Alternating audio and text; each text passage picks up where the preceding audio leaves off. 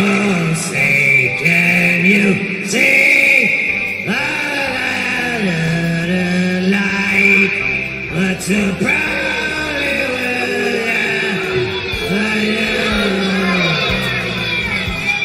shouldn't have turned down those cue cards. Oh. Welcome back to United States of Australia. This is Aussie guy. He's in Perth. He's a piece of shit. This is Aussie guy. He's in Perth. I didn't mean to hit that twice. And of course, joining me as he does every single week is my friend and yours, just Josh. How you doing, brother? Doing great. How are we doing, Ozzy? Good, other than my failures early, but that's fine. Also joining us is a man known the world over, having a head like a fucking pineapple. It's Echo Pineapple. How you doing, brother? All good, pal. All good. All good. All good. All good in the produce section. And another first-time guest, and very timely, given that Joey C hooked up with Chad Zumok this weekend. Someone that, well, I don't know if at one time he called Joey C a friend. Maybe he did, maybe he didn't. I don't know, but please welcome Big Kahuna. How's it going? Nice to be on here. Welcome to the Big Kahuna. I appreciate you coming. My first interaction with all you guys except the pineapple. Yes, unfortunately. Hello. Wait, you guys have interacted before now. I know we're enemies.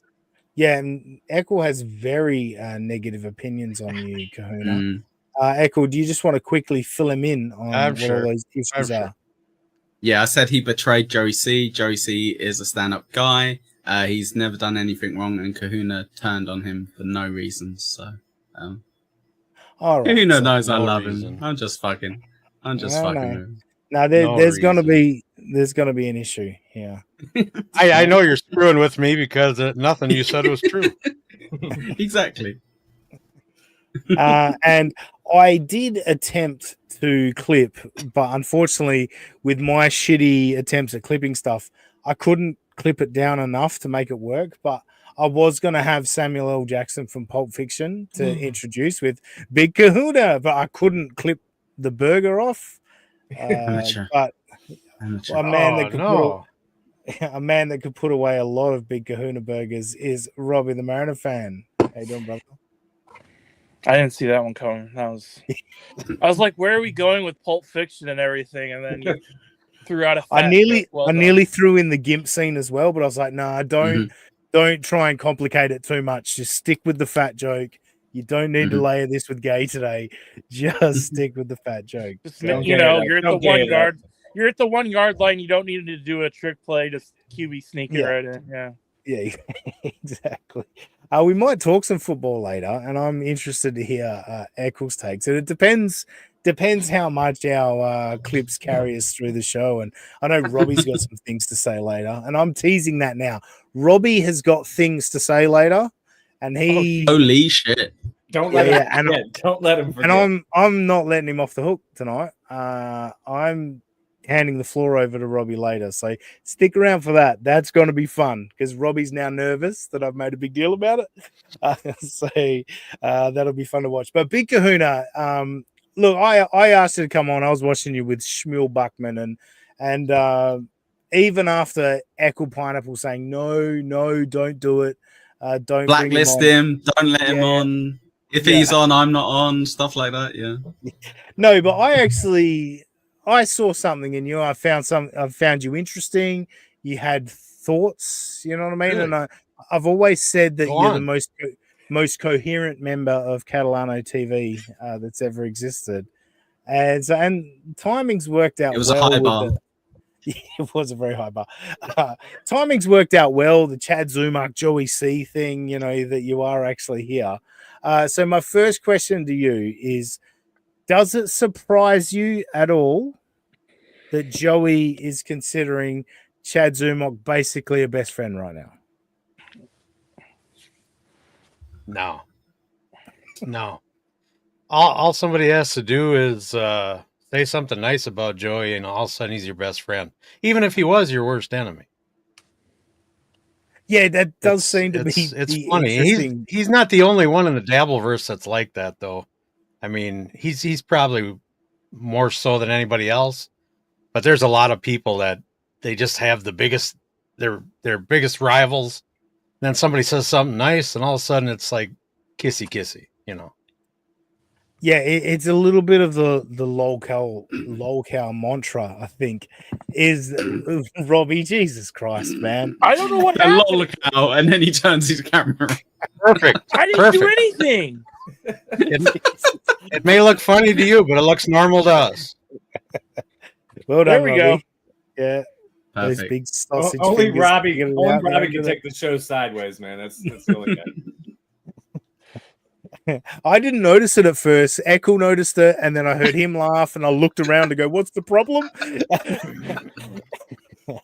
Anyway, my point was the lolcows do seem to do that. You know what I mean? And that's where Joey seems to find himself in the lolcow direction of the fact that, yeah, you'll just flip on a dime, and I find that amazing because, look, I've changed my opinion on things over the years.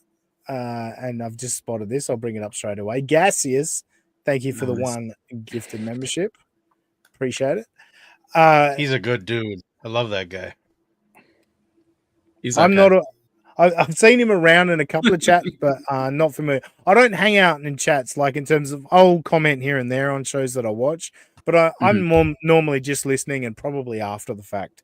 Because timing doesn't work out. So I'm not necessarily familiar with all the chatters, but I have seen Gaseous around and appreciate me too. The donation. Now I've lost my fucking train of thought. Where was I at? What was I talking about? You're complaining about getting a membership gifted? No, I'm not complaining about it. On. Never again, Gaseous. Never again. We were But saying no, if you want to Go, get Josh. people to like you, you just got to say nice things about them. And all of the lolcows do it. Yeah. Just when I was starting to grip it, Dayla goes, I'll give fuck's sake, Coach. Coach Dayla forgot. So He's another good shit. Yeah, great good shit. Coach Gaylor, I think we decided last week. Sorry, apologies. Yeah.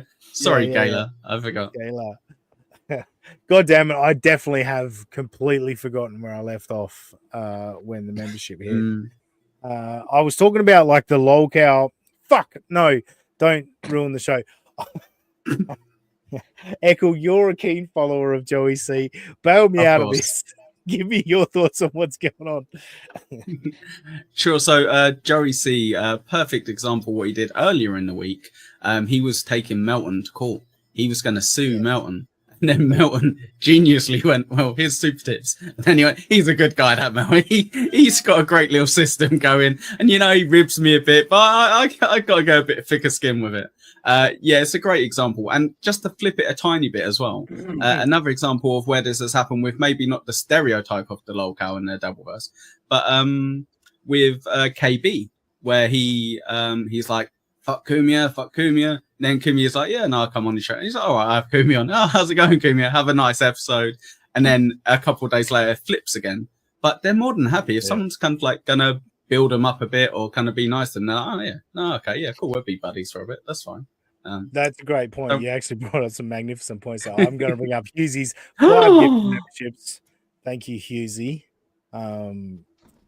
Thank you. But no, following on from that, I give KB a pass in terms of that's KB. Like Misery Loves Company. For sure. That's the point of his show. Misery Loves Company. And I like. I think KB's a piece of shit. But like, like Robbie, you're doing it on purpose now. Jesus, Robbie. No, I'm not. Every time I'm trying to make a point. I'm sorry. Robbie wants attention. I think KB is funny. I think Robbie wants to be the new Joey. Just get me off the stage for a minute. This is ridiculous. Oh wait, I was gonna say you can do that, but you're on your iPad, so yeah, go away. God damn it! If I lose my fucking train of thought again, you cunt. I was on to something yet. KB, yes. Any super chats? No Super Jacks. Or is there? No, sorry, I was just trying to derail you. I'm sorry. Fuck! Written asylum. Gifted membership. Thank you. Oh no, this is horrible. Thank you Very so much. generous. Well done, everyone. This is the gimmick of the whole show. You guys are going to put me off by giving Mm. me money. I'm going to struggle unless. Anyway, fuck KB. I think he's funny. He's a funny guy, and misery loves company. I get the bit, and so he's going to shit talk everybody at every opportunity. But I do like the connection you've made because I think Chad has learned from KB. I think in some ways Ray DeVito is similar, and a lot of the guys that latch on to KB have a very similar attitude towards it. Stevie Lou, etc. Did you see the photo of Chad and Joey doing a very, very awkward handshake? Yes. It gave me immediate flashbacks to the very awkward handshake that he had with Stuttering John about a year ago at the AC meetup. So yeah, it just goes to show like they're mortal enemies now. They're threatening each other. They're gonna like go call the police on each other, get their shows cancelled. But a year ago, one of them was nice to the other one, and they were like, "Brilliant, we're buddies, we're cool." Yeah, and funny enough, Chad was wearing the same jacket or shirt or whatever. No, Someone did a side by side of the pictures today. No way. Chad's in the same fucking jacket or shirt or whatever the fuck it is. Oh wow! And the one with Joey is particularly weird. Like Chad's arms up really high, like that. Yeah, and it's, and Joey's in a little dainty little angle. Where he's like, oh man, and he's got this look of love in his eyes, and I think he like posted something like "Friends Forever" or oops, yeah, sorry, Robbie, yeah, exactly. On Twitter. I did screenshot it, but I forgot to send it to myself. But yeah, anyway, it's very, very weird. Tamara Ann, thank you very much for the $3 super sticker. Look at that. Thank you. Trying to throw me off again. So Kahuna, you had some experience because Joey grifted his way to Dabblecon 2 and you made your way to Dabblecon 2. I want to know, first of all, did you go in the car in the van with Joey or did you just fly to Rochester? No. I was supposed to fly to Tampa, ride with them to Rochester. But I imagined that for a millisecond, and I booked a flight right straight to Rochester. You were in the car with them on one route, right? Because you had that big old fight with Joey, right?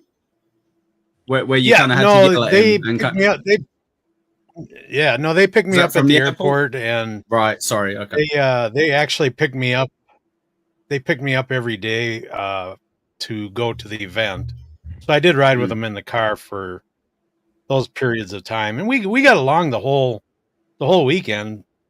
It didn't go south until I said that I was going to take a few weeks to a month off and try and get caught up on work because I had commitments coming up that next Monday and I couldn't get out of them and I had to get it done. So that's where everything your first was. mistake. Your first mistake, Kahuna, is don't have a job. If you want to be part of Catalano grift, you got to be unemployed and having with $10 a month. Are you saying you can't have responsibilities? Yeah, right? No. So it does not fit in here. Yeah, it is interesting. The first Dabblecon, obviously, Kevin Dumbfuck pissed on OJ's jeans, and that was the big blow up of Dabblecon 1. Now, the Dabblecon 2, the blow up was you and Joey C. Was there any urine, maybe some squirt, anything involved in the argument between you and Joey C? No, but I wish I'd have talked to you before Dabblecon 2. I probably would have pissed on something. What I don't know how much you want to go into it, but what happened with you and Joey C? Tell me how vocal this argument got. What details can you give when you guys blew up at each other? Well, I said pretty much everything already, but I mean, we were just headed to the airport and we were getting close and wanted to wait until the last day to tell him that I had work coming up that I couldn't do the morning show anymore. And he just flew off the hook. And we were getting close to the airport, and he just kept screaming at me. Wouldn't even when he talks normal, he won't give you a chance to talk. You can't shoehorn in a word anywhere. So he was screaming at me, and we were getting close to the airport exit, and I finally yelled over him, which is not an easy feat. And I wanted to get my point in, and I screamed over the top of him so loud that Spider and Mrs. C got a little scared for a moment. Is it true Spider wet himself? But, because that's what I've heard. No, that is not true. No, okay. Spider is a cool dude. He's got his own channel lovely. up and going. I'm so proud of him. Yeah. Yeah. No, him and Mrs. C were on last night, and they did a really good job. Spider's a whole different man than he was 6 months ago when he never said a word. Agreed. I think he's grown, and like even Mrs. C, like a lot of people shit on her, and she talks a little bit. I of don't shit. like that. Yeah, she talks a bit of shit here and there, but she's not the same level as Joey. And yeah, we haven't gotten to Joey on this show too much, but yeah, Joey is again classic lolcow, delusional, delusions of grandeur, all of that bullshit. I think it's easy to laugh at Joey. So at the end of the day, it was just Joey's kind of bipolar nature that ended things with you two guys. Echo, just on the Chad thing, I just want you to touch on the stuttering John part of it and the putting the note on the door. What are your thoughts on it overall? The conversation with the cops. I'm sure you've had an opportunity to look at all this. Of course. Yeah. So now I would be the last person to ever accuse Chad of telling a mistruth. But I think some of the things he's saying might not necessarily be true. The sign on the door was amazing, not only because he has very neat handwriting, by the way, very good, Chad. But also I think John set a very dangerous precedent by going like to people's houses, by leaving messages with people, because Joey sending his wife to knock on the door for him. Chad's leaving love notes on the door. It's a little bit insane. But again, if you're getting involved in it, I guess you can't really kind of argue too much when someone else does it back to you. It doesn't make it good, but they're definitely just going to circle jerk each other. I honestly don't believe that John called the police or got the gig cancelled. I think Chad's lying his way through all of it. I'm with Cardiff Electric. Wow. I think Chad's full of shit. I think he was thrown off that gig days ago, and he just used this as a bit. But maybe we've never been this far into the show. Oh, Coach Taylor, before we forget, thank you, OJ. Yes, he's not live today. I was hoping that some of the people that were looking for him might come over here. But like I say, I don't think we've ever been in this far into the show before we've done this. Aaron's boring, and April adds nothing. It's gonna be great. We're scripting this morning. Come on. It's time for Movie and the Scrimp. It's time for Movie and the Scrimp. It's gonna be mediocre as fuck. It's time for Movie and the Scrimp. Yes, it is, but I'm going to bring up Hughesy's comment. I am a Chad fan, but comedy gigs only get cancelled due to low ticket sales. Well, it's not even that, Hughesy. Like, Chad wasn't really on the bill. Like, he was a feature act. He was opening for what was the guy? And it was the same guy from Stuttering John's gig a week ago. Like, it is insane. Like, this stuff is insane how it all comes together for the Dabbleverse. I wonder if Chad was ever on that gig. Like, it is, he does like to lie a lot. Fun. But anyway, we are now Kahuna. I know we spoke recently, and you're not particularly familiar with the steel toe stuff. Have you caught anything in the last week and seen what's going on with Aaron Imholt? I've been so busy this last week. I was even supposed to go on with Bob Levy yesterday, and or Friday, excuse me. And I had to cancel because I had so much going on this last week. But no, I see clips here and there, just dumb shit he does. I'm only an hour away from where Steel Toe. I live an hour from Steel Toe. You got to go. Leave a note. Leave a note. You got to. Patrick Melton and Rocco really want to go to his fight in February. I think you need to. You need to go to it. Go watch. Film what you can. I'd leave a note on his door, but I don't have any of that good tape that just destroys a door. Yeah, that's a good point. But no, I think it would be a good opportunity. John was saying that the tape they left. Yeah, I agree. I don't know if I could tolerate that group that so long. Kahuna's going to do it. That's great. So Kahuna's just said live on the United States or Australia, he will go record that boxing match. That's brilliant. I did not say I was gonna. I thought it would be a good opportunity. No, it did sound like that. Thank you so much on behalf of the Dabbleverse and Extended. No, we appreciate it, especially if Milton and Rocco can't get there. You putting in the work like that it's going to mean a lot to the Dabbleverse, and very generous of you as well. Thank you. They when they have that annual thing, don't they have like clips of just random clips of stuff that goes on there? Usually you would think. Usually only record each fight. Oh yeah, there will be a recording, I'm sure, but it might be hid. Like it might not be released if he gets his ass kicked, but we may have to wait a couple of weeks for their official recording. If someone was there live streaming the fight, I mean, focus just on one person specifically. Ooh. Yeah, the guy with the headgear. Big Kahuna, you could get monetized just on that stream. You could probably, yeah, probably. I think. I haven't worked. I should get monetized. I don't even have enough to go live. I don't even have 50 subscribers yet. Oh yeah, I unsubbed. Sorry. Yeah, to be fair, I'm not. Oh, you were the one. Yeah, you were the sorry, Kane. I heard you was going on this show, so I unfollowed you. So my YouTube channel is the same as my Twitter name. Right there. We'll get to the plugs later. No, I'm getting it in now. I'm going to do it twice. Kahuna Nui 952. Echo Pineapple. Put the free where the E should be. Thank you. The last fucking E, dickhead. Get it right. Oh yeah, whatever. Because there's like 3 E's in pineapple. If you just type Echo Pineapple, it comes up. Maybe anyway, 2. So. Maybe 2. Anyway.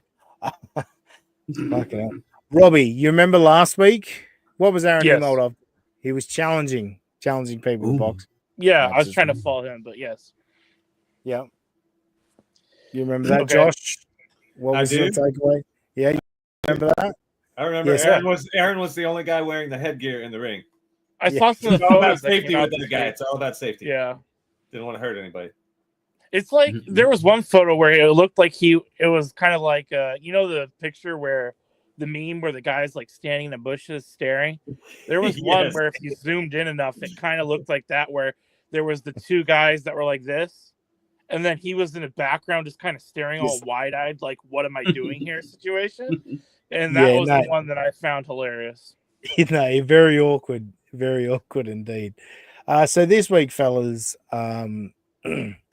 after he laid out all these challenges of boxing and said he was going to take on 5 guys in one night, and then bragger, who just clunked their desk. Anyway, he's going to take on 5 guys in one night or one day, whatever. He then backtracked on that and made it clear they needed to get their, USA boxing license, all of that. Then his lawyer said, "No, you can't do that." So then he said, "Just come to Minnesota, come to my gym. We can we can fight there. Just come do that." So that was his next time. So at that point, a couple of people looked up his boxing credentials. I saw this. Yeah, and looked up USA boxing rules, and went, he's breaking some rules here. He's got There's a lot more rules that go into USA Boxing than people realize. Because I've seen the form ones. There's quite a few questions. Yeah, so he's got like open cases. I mean, apparently his HRO against his first ex-wife is now finished, but his sentence for violating it went for 365 days, and that goes to like August, September or something, where he can't break the law. He's currently under revenge porn charges that haven't been settled yet. These are things that, and particularly they are directed at women, harassment of women. These are things that you probably need to make clear to your boxing gym. Robbie, would you imagine that's the case? If you're sparring, yes. I don't think if you're working out or like, but to spar, you have to go through a bunch of hoops and stuff. So I would assume so. That was something when I was monitoring the boxing gym where I was working. They never really had an issue of because no one was ever brought up on revenge porn charges. So that would be, yeah, exactly.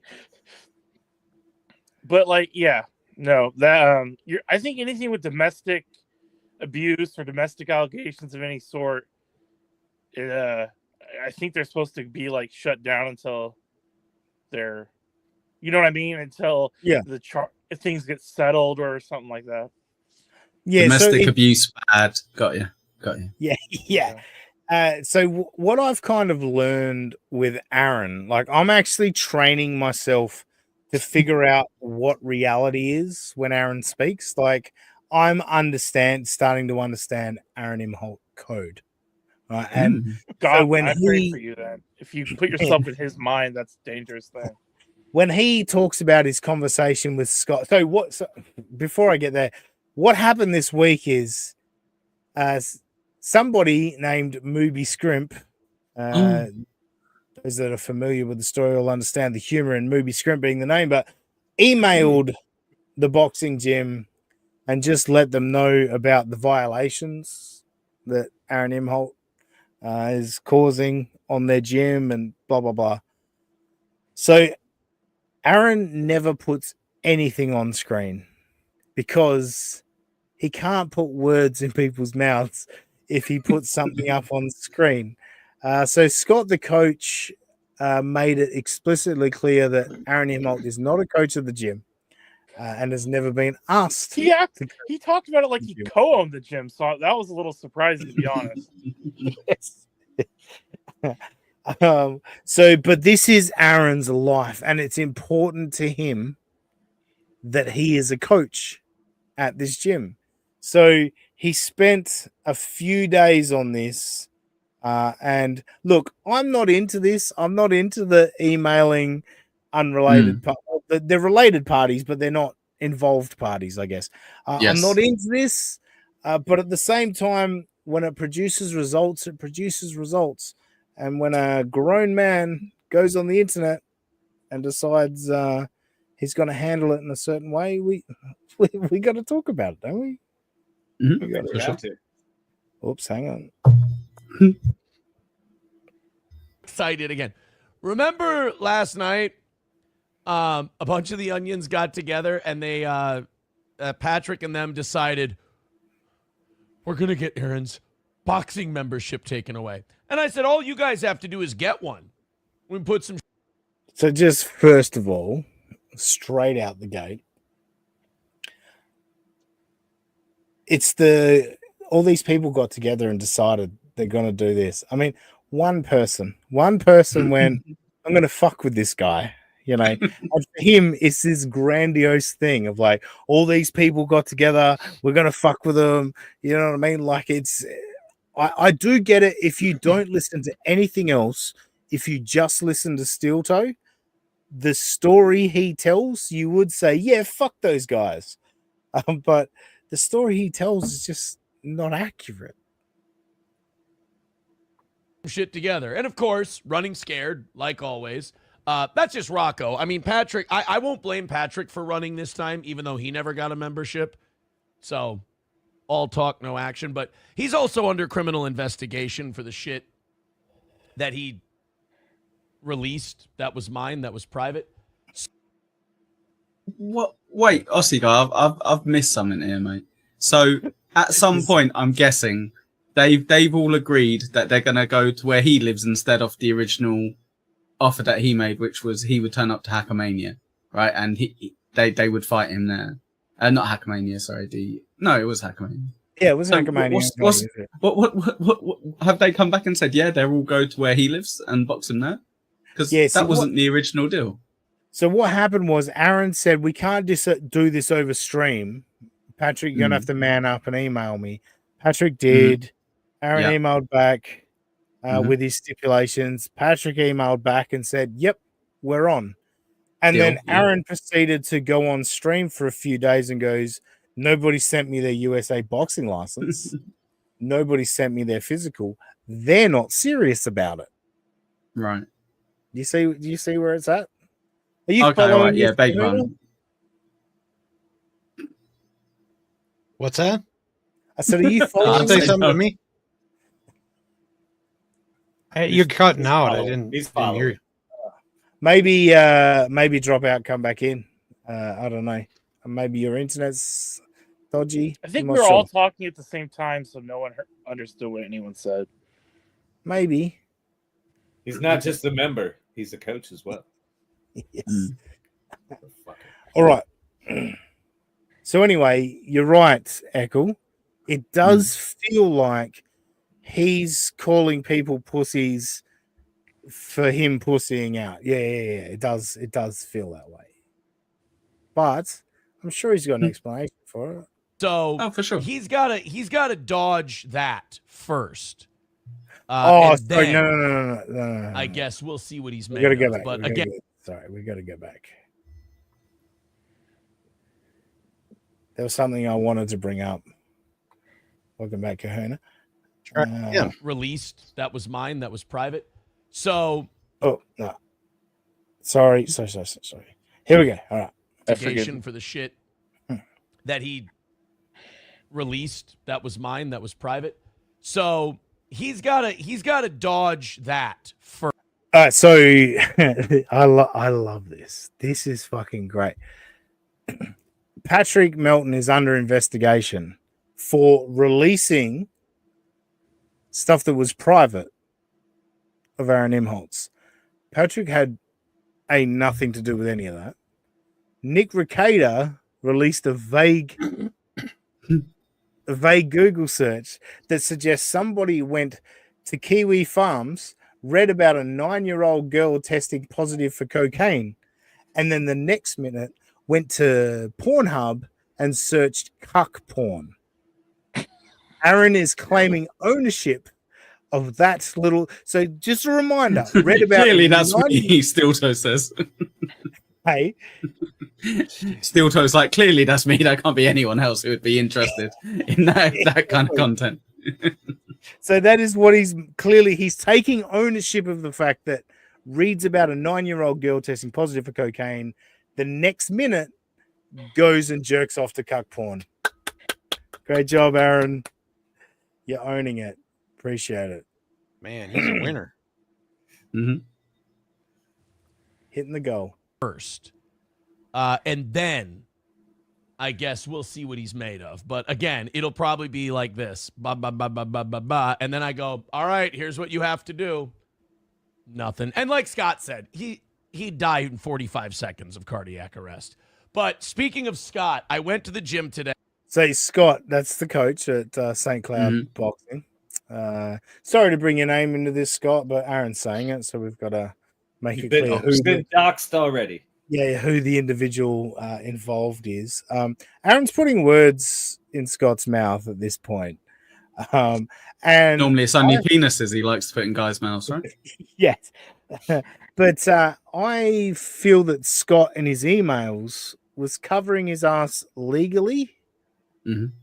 When he says Aaron's not a coach, he's never been asked to be a coach, blah, blah, blah. If any of this comes out that he isn't a coach, we're fucked. So we need to. So do you think he loves this from Aaron? Of just. Okay. And I went to box with one of my sparring partners. And And Scott stopped me and said, "You're not going to believe this." And I'll get to it in just a second. But first, welcome to the show. It's going to be great. I believe the Onions are now 0-12 against the toe. What a weird segue. Yeah, nice. Yes. Keep them coming back for more. He's teasing putting words in Scott's mouth. Is this Friday's show? I believe this was Wednesday night. I liked a clip from the Wednesday night show. Okay. So, yeah, this was Wednesday night. He'd been to the gym and spoken to Scott. Now, Kahuna, you don't follow Steel Toe. I'm interested to see what your thoughts are just listening to him, body language, all of that. Does he come across believable to you? He can talk a good show. I watched Melton on I believe it was Friday night, either that or Thursday, and Melton was just like, draw up the contract, let's do this. You know, he's just like he's all ready to go. And then you listen to Steel Toe, and he's like, "Oh, Melton's running away. Melton's scared, and he's 0-12 against the Onions, or the Onions are 0-12 against him." I mean, did Melton address those 12 losses? Sorry, he does have that old radio gift for Gab where he can just filibuster on anything for a long time. I'll give him that. Like he can talk as if he sounds like he knows what he's talking about, even though he you know what I mean. Even though he's full of shit, so he could sell cars, is what you're telling me. He's very believable. Yeah.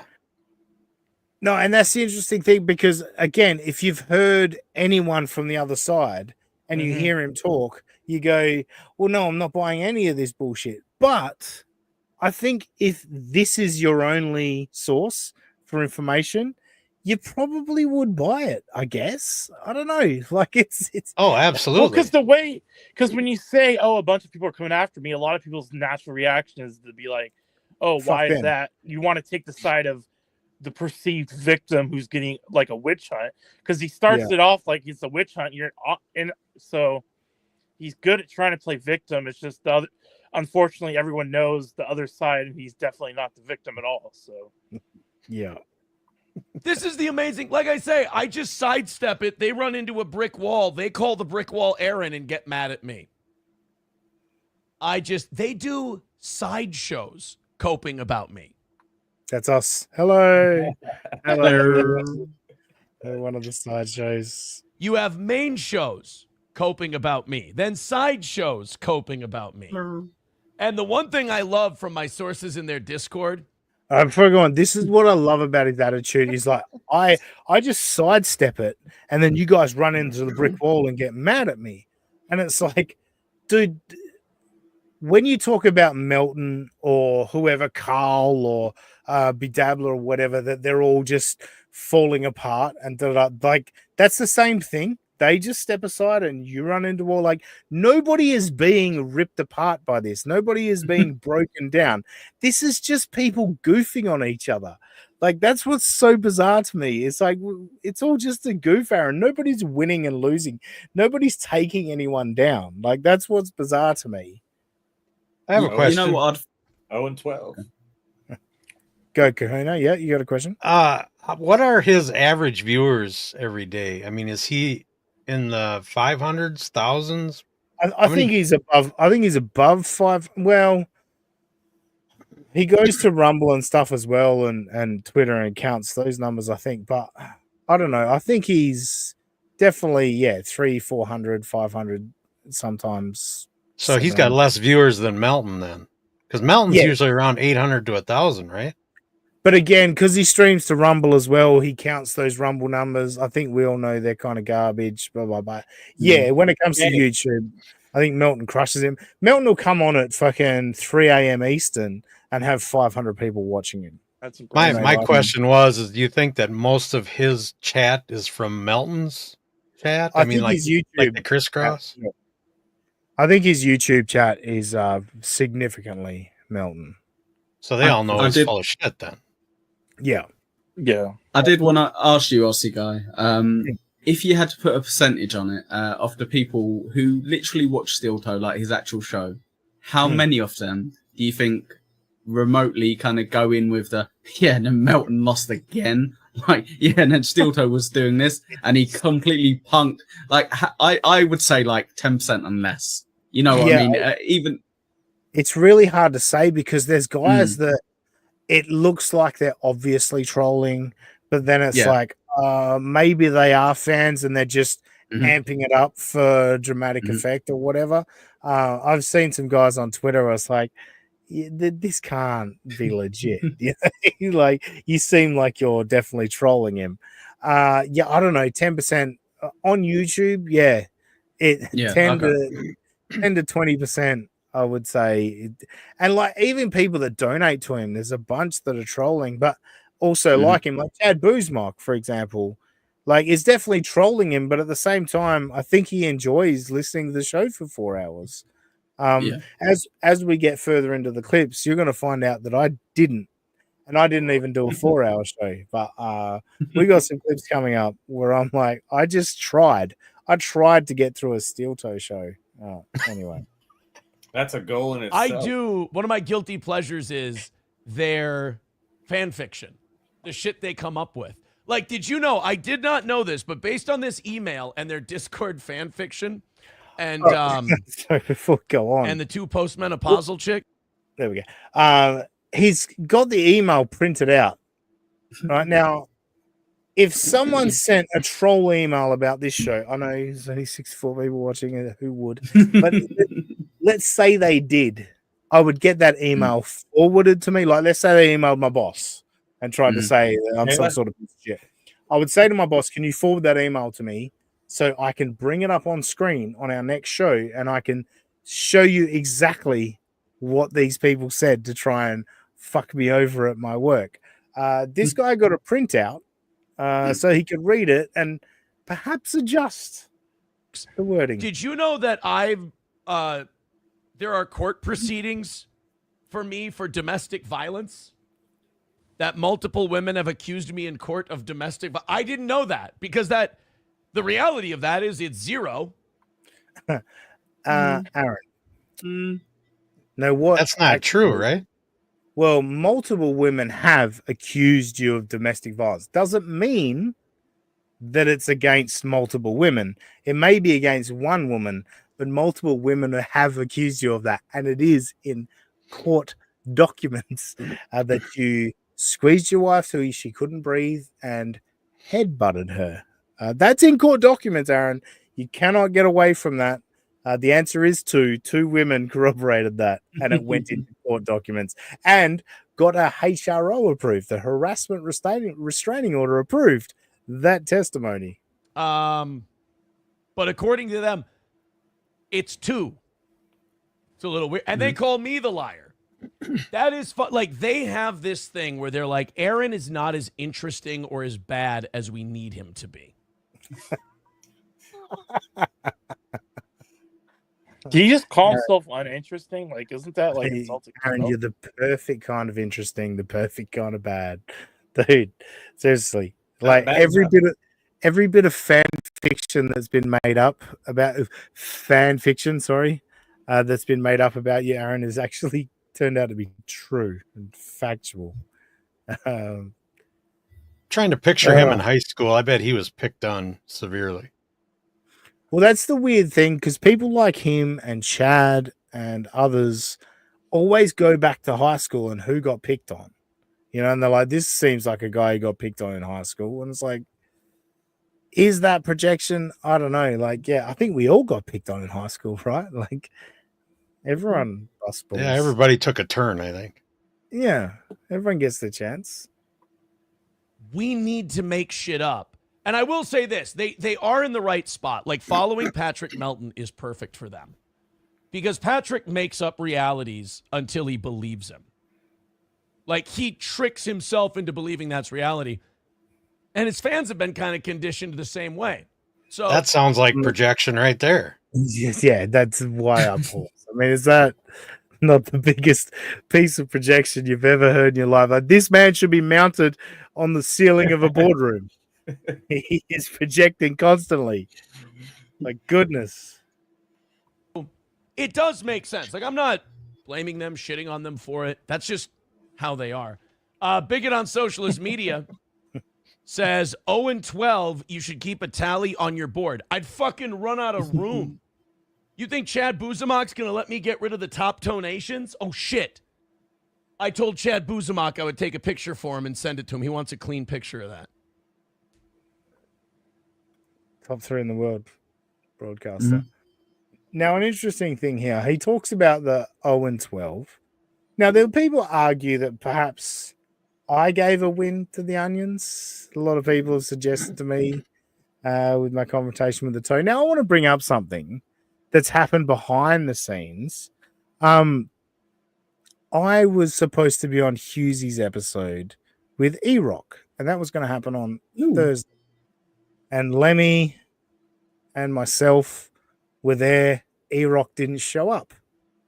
And we went live for like 10 minutes or something. Just Hughesy, Lemmy, and myself. And we just shot the shit and then realized E-Rock wasn't going to show up. And so we bailed.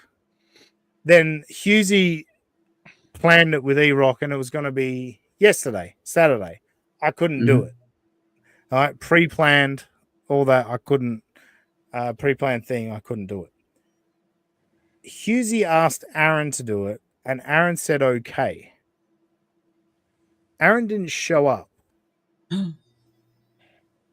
Now, I wonder, this is just me hypothesizing, I wonder if Aaron got word of the fact that I was on the failed E-Rock episode and thought Hughesy's running the double cross again and didn't show up.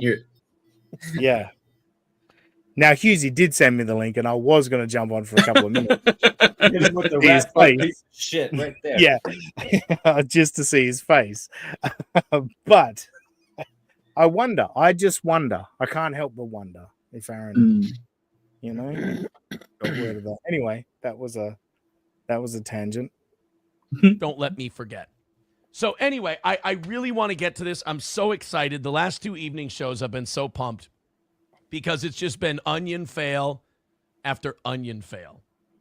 And Scott and I had a great laugh at Patrick and his crew's expense because I don't know, for like 2 years, they've been trying to get shit canceled on me. And every time it ends up, that group ends up laughing at them.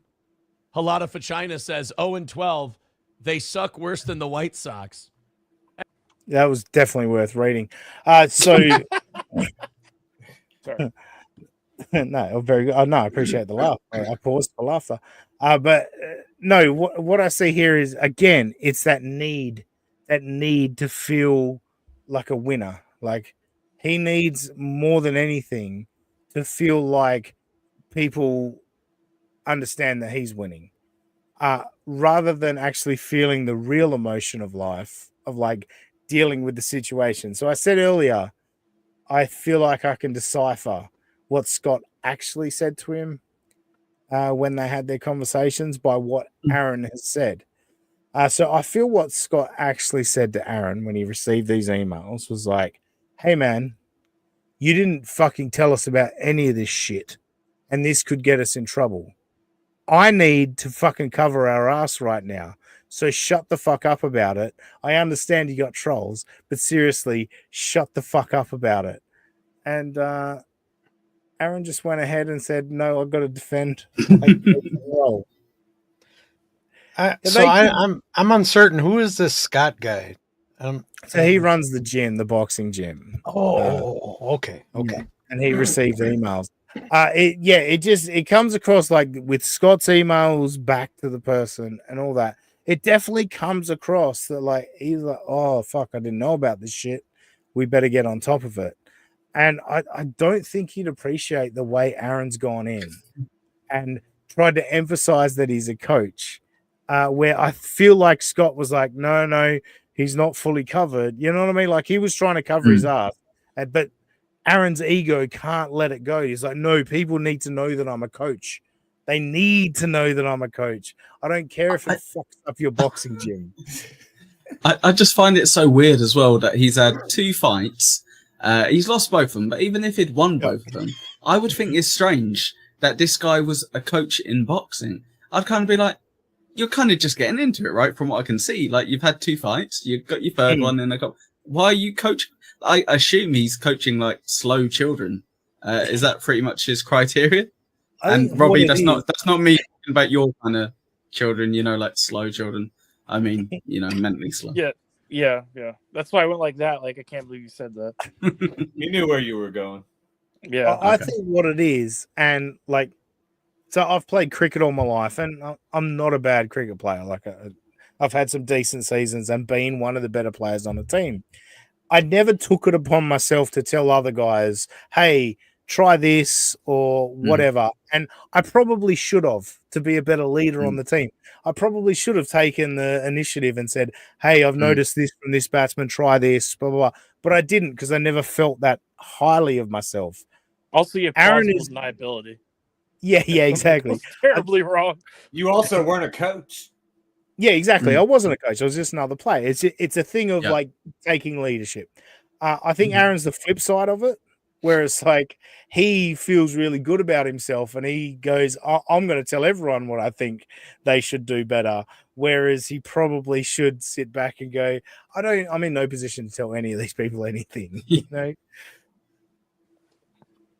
He licked another man's jizz off his own wife, so no, I'm not going to fucking listen to a word he says. I can imagine there's a lot of eye rolling around the gym when he's like talking to someone like loud enough that everyone can hear. They're kind of like, yeah, all right. I would suspect there's a lot of whispering in the background when he walks in. Yeah. That's why he wears the headgear. It's muffled then. Yeah. So we can't hear. Yeah, that's true. I agree with Walker 2508. Cricket is gay. Cricket is gay. Thank you. That's fine. I'm a homosexual man then. I love cricket. It's a great point you bring up with the headset, because he's turning off replies on tweets lately. But I do have news to report. I think Aaron and I are on okay terms at the moment. I think I saw him reply to something you had on X. I think we're all good. I don't know. I actually formally want to invite him on our post Super Bowl show. No games, no ambush. We'll just talk football. We'll just talk the Super Bowl. Yeah, I'm sure. There you go. Yeah. No bullshit. He's going to invite Husey on, and he's going to ask you about movies. It's going to be an ambush about movies. Glad you're letting us know we're having a Sunday post Super Bowl show, by the way. Hey? What'd you say, Robbie? I said I'm glad you're letting us know that we're having a post Super Bowl show. I had no idea. We've done it every year for like the last 2 or 3 years, man. Like, I assumed you knew. Oh, that's a good point. Pay attention. Yeah. We're gonna try and talk to Mahomes. Come on, man. All right, so that was kind of the boxing rabbit. There was some other stuff that I was like going to address, and like our friends Haley and Jackie, he was talking shit about them, and I was like, I'm just gonna get fucking annoyed at that shit. So I just went and just scrolled through and found some stuff different. And this, I'll go to this one first. Me. Sorry. It has a mind of its fucking own. Sorry. Jesus Christ. The bottom right. This one I've got to do. Call him Robbie C. Yeah, Robbie C. Yeah, good call. This one I've got to do some fast pausing, but it's a little bit of a game. And then it was in Shut up. I'm not sure. I don't understand. 135 away from today. Thank you very much. Go ahead and chip in. Throw a couple bucks our way. Hey, I got an idea. Pause. All right. I can't see why anybody gives him money. I mean, he's just so full of shit. It's unbelievable. We're playing a game. We're playing a game here. I'll pause it. Aaron said, I've got an idea. Now, we're going around the horn. What's Aaron's idea? I'm starting with you, Echo.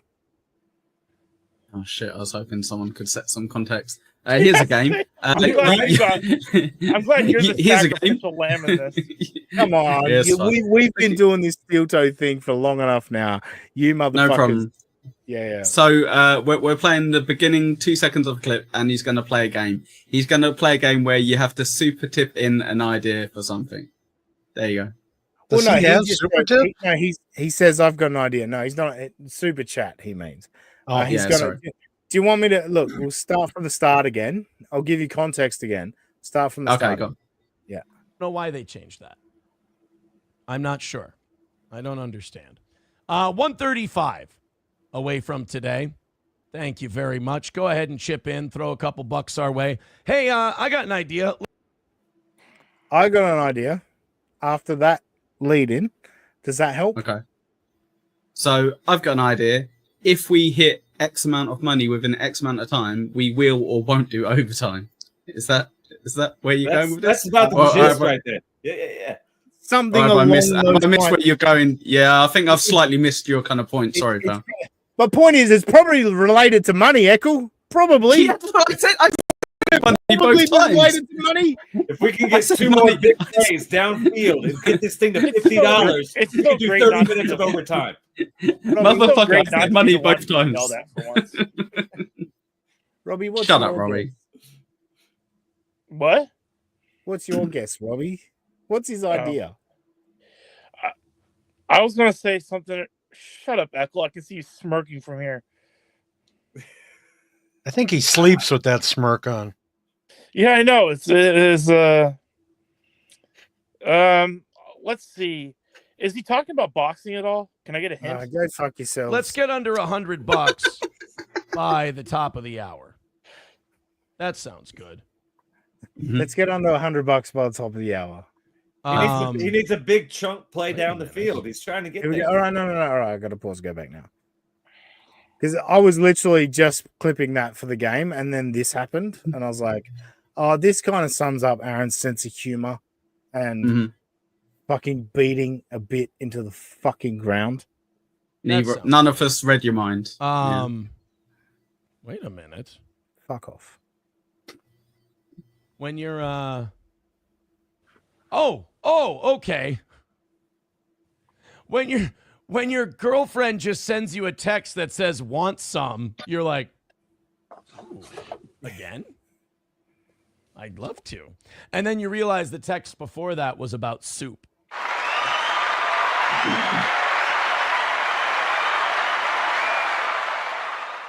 He killed it. So it's like hopes up, like want some, like fuck yeah, I do. All right, so the bit was done, right?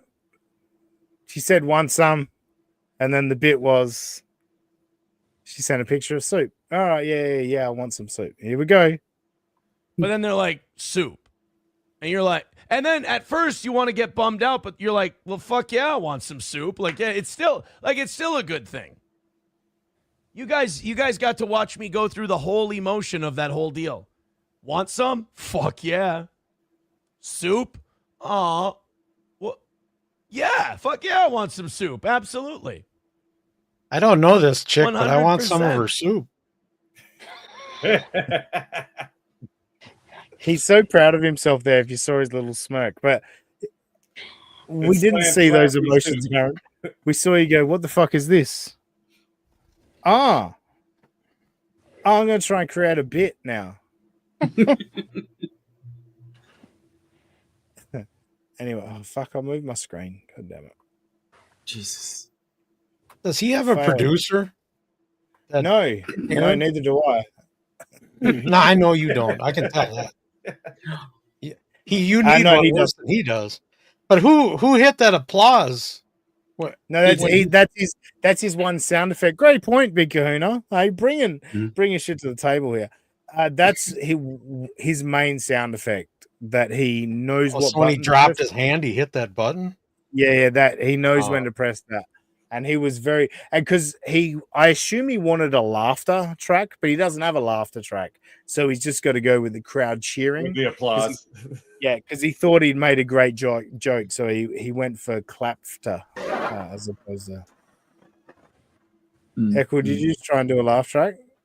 No, I don't have a soundboard. Well, I do, but I don't have it set up. That was Kahuna. We only got part of it. We only got everybody's got a laugh track. Come on. Yeah, no, we don't. There it is, right there. There it is. Yeah, you don't have a laugh track, but I bet you got fart noises. No, that's Luigi. That's out of our budget. Don't steal his bit. All right, so this one is. We'll go to gaslighting. You saw this chat on the screen. We've already done gaslighting. Yeah, well done. This was the chat on the screen before, but this is him actually bringing it up.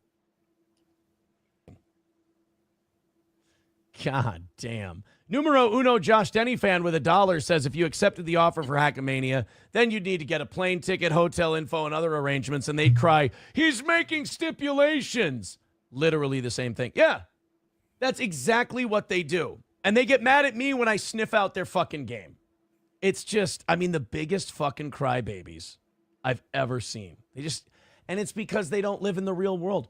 When you bring up, like, they live on the internet where you. They don't live in the real world.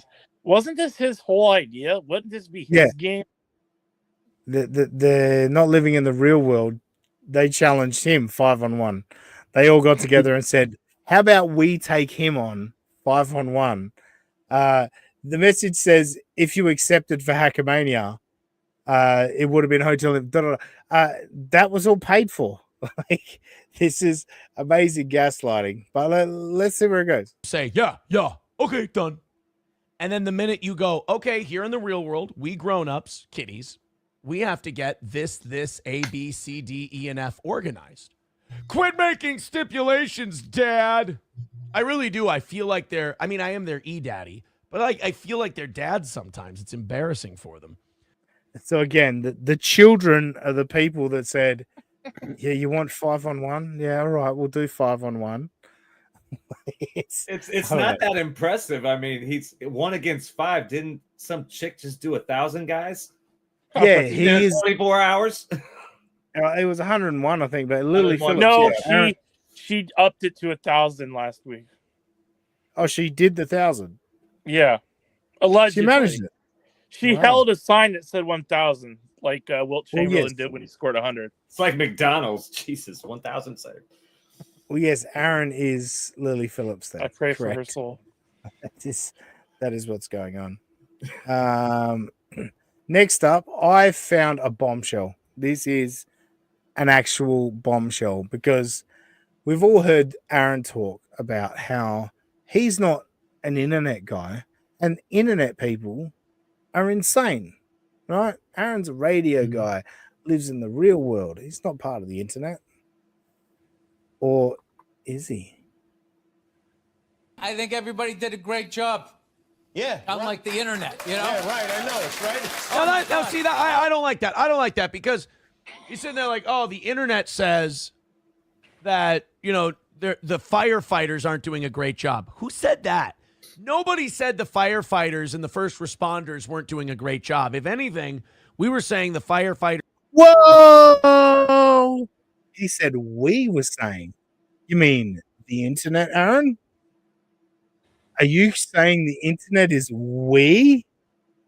Oh, no. Aaron is officially a part of the internet. Has he given up on his dreams? Well, I don't know, but he said we were saying. So. It's like Sam Darnold. He's seeing ghosts, man. But no, it is very funny. He continues on with the Bill Burr clip.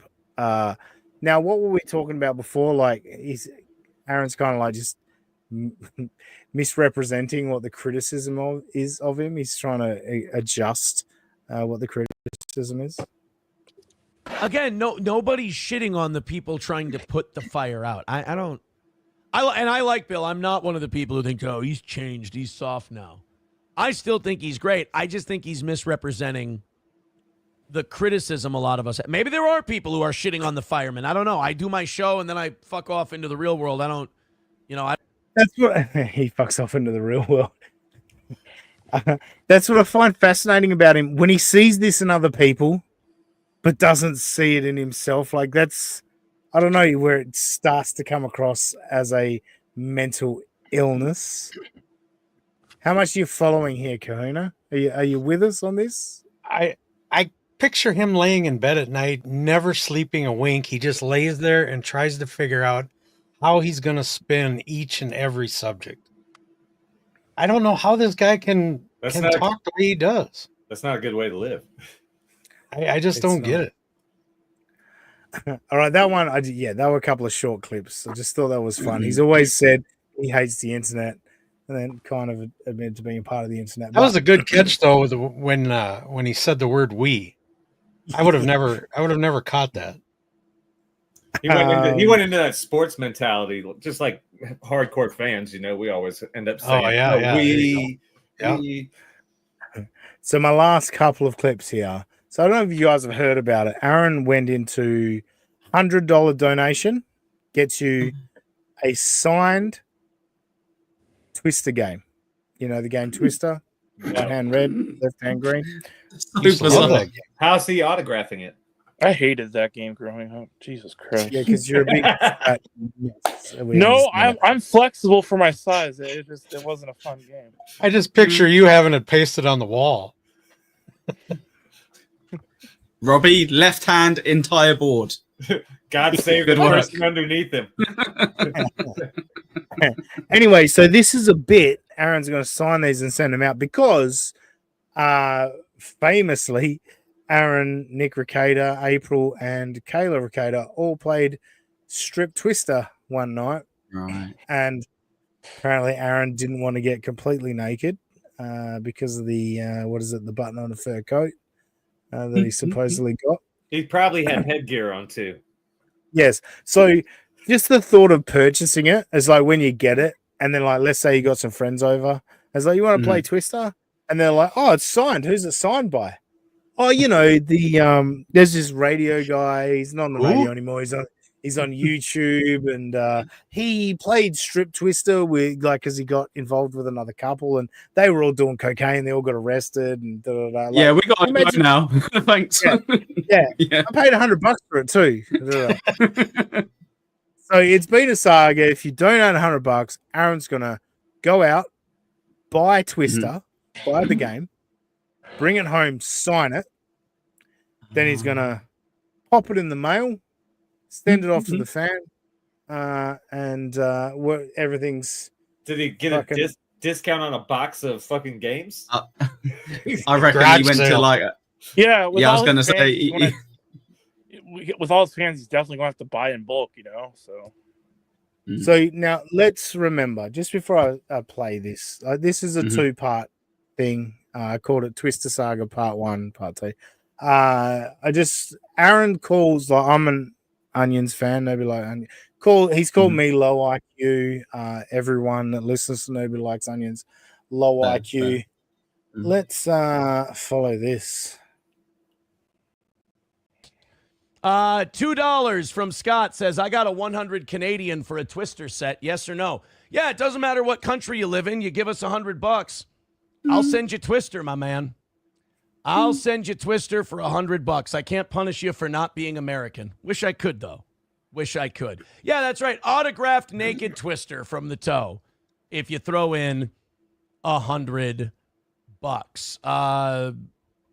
Wow. Right. So that was anybody that threw in $100. He had more than one game? including this man from Canada that wants to throw $100 Canadian dollars. His name was Scott, possibly the same guy at the boxing place. Yeah, that's like Joey C-level shit right there. Aussie guy, can I clarify then? According to his deal, if someone offers $100, he will send them a signed version of Twister. So if you send him 100 Australian dollars, he will send. Don't get too far into the math because we've got another clip. We've got another clip. I was going to say I just did the math through the Amazon. No, just wait on the math. We have another clip. We have another clip because $75 Canadian. It gets even funnier. Kahuna, do you want me to kick you off? Kahuna. Jesus Christ! Well, he's pushing. We're supposed to be on the same wavelength. Come on, I gave my plugs early. That's why. Aaron's math gets funnier. Let's go to Twister Saga Part 2. 15 away. Scott says, send it for $100. Holy shit. You can clearly see. Holy shit, someone actually did it. That says 100 Canadian, right? I clearly see that. Thank you, Scott. And Scott, send me your address, aaronimholtradio@gmail.com. Let me know how I can get that Twister out to you. I'll go pick it up. I'll autograph it. And then, let's see, we take 70 of that 100. No, Aaron. No. That 100 is worth 70. not even 70, 69, Aaron. It's with 69 American dollars. So you get 70% of that 69, which, yes, folks, I did calculate that earlier. It's about $48 you're actually getting out of that. Now, what's Twister going to cost? $20? On Amazon, the ultimate version is currently $21.93.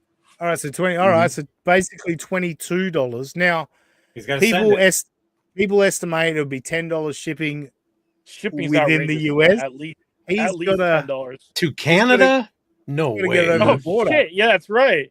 He's got to be more than that. Yeah, exactly. So, Aaron may lose money on this deal with Scott. $5 in this, maybe more. I'm really hoping that there's going to be a clip just a bit further along here where Aussie guy's names pops up with 100 Australian dollars. Yeah, because that's what I was getting at earlier. I was like, that would cost him so much money. I wish I was willing to waste $100 on this, but yes, just shipping it to Australia, he would have lost all of his money already. It would be worth it. It would be worth it. Yeah. Well, yeah. I don't know. It would be if he had the budgetary. You know what I mean? Yeah. NJ Ranger 201 says, thank you for the $4.99. Low IQ is the last resort of motherfuckers who would munch a cyanide capsule if you ask them to write a research paper.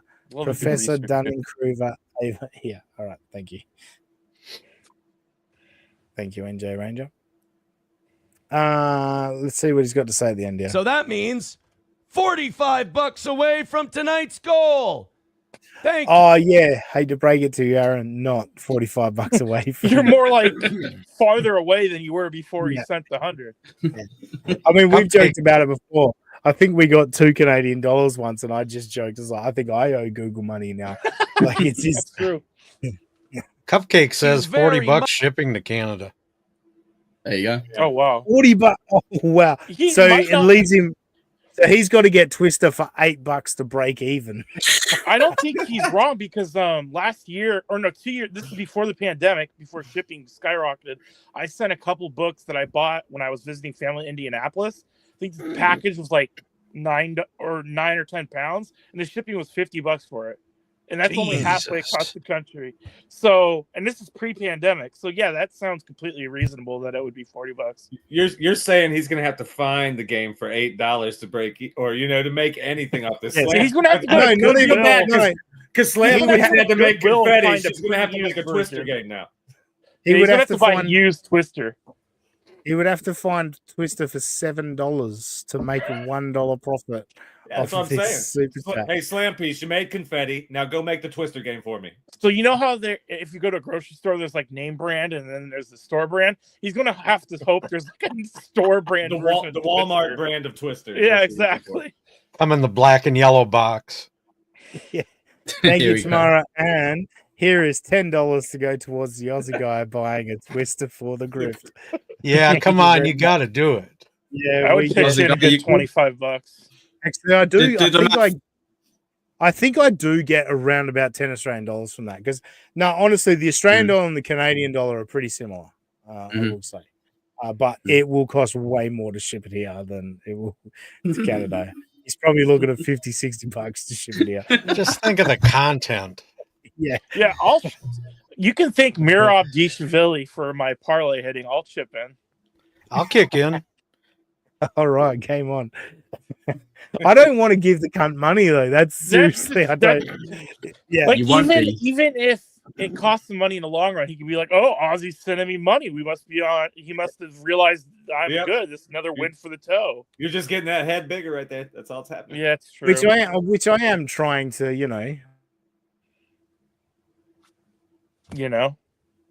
Yeah, I agree. I agree too. Me too. Yeah. So anyway, make sure everyone super chats. But you will lose money on this, guys, because he's got to take the deduction. Your audio's gone, pal. You're muted at the moment. I think Aussie lost his connection for a second. One sec. He just has to unmute, I think, maybe. I can see his mic. Yeah, he is muted. Yep, not anymore. Try again, Aussie guy. Talk now. No, okay. Feels yeah, good kinda though used that to I'm it, not but- the only one that's making myself look like a retard on Just with don't go technical sideways. Yeah, I'm feeling better too. Yes, exactly. You are Thanks, all. Ozzy. If it helps, you do all still come across as retards. So If you want to plug yourself again, Big Kahuna, right now it's a good time.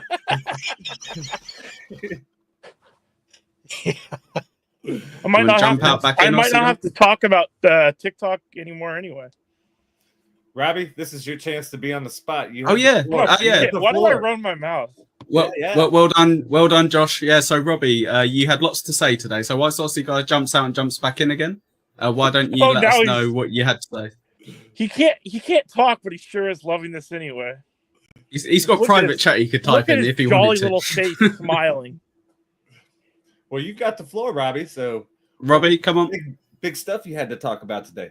No, I just found it funny, the whole TikTok situation, because at first I was like, oh, that's kind of like, I hate TikTok, but that's kind of bullshit.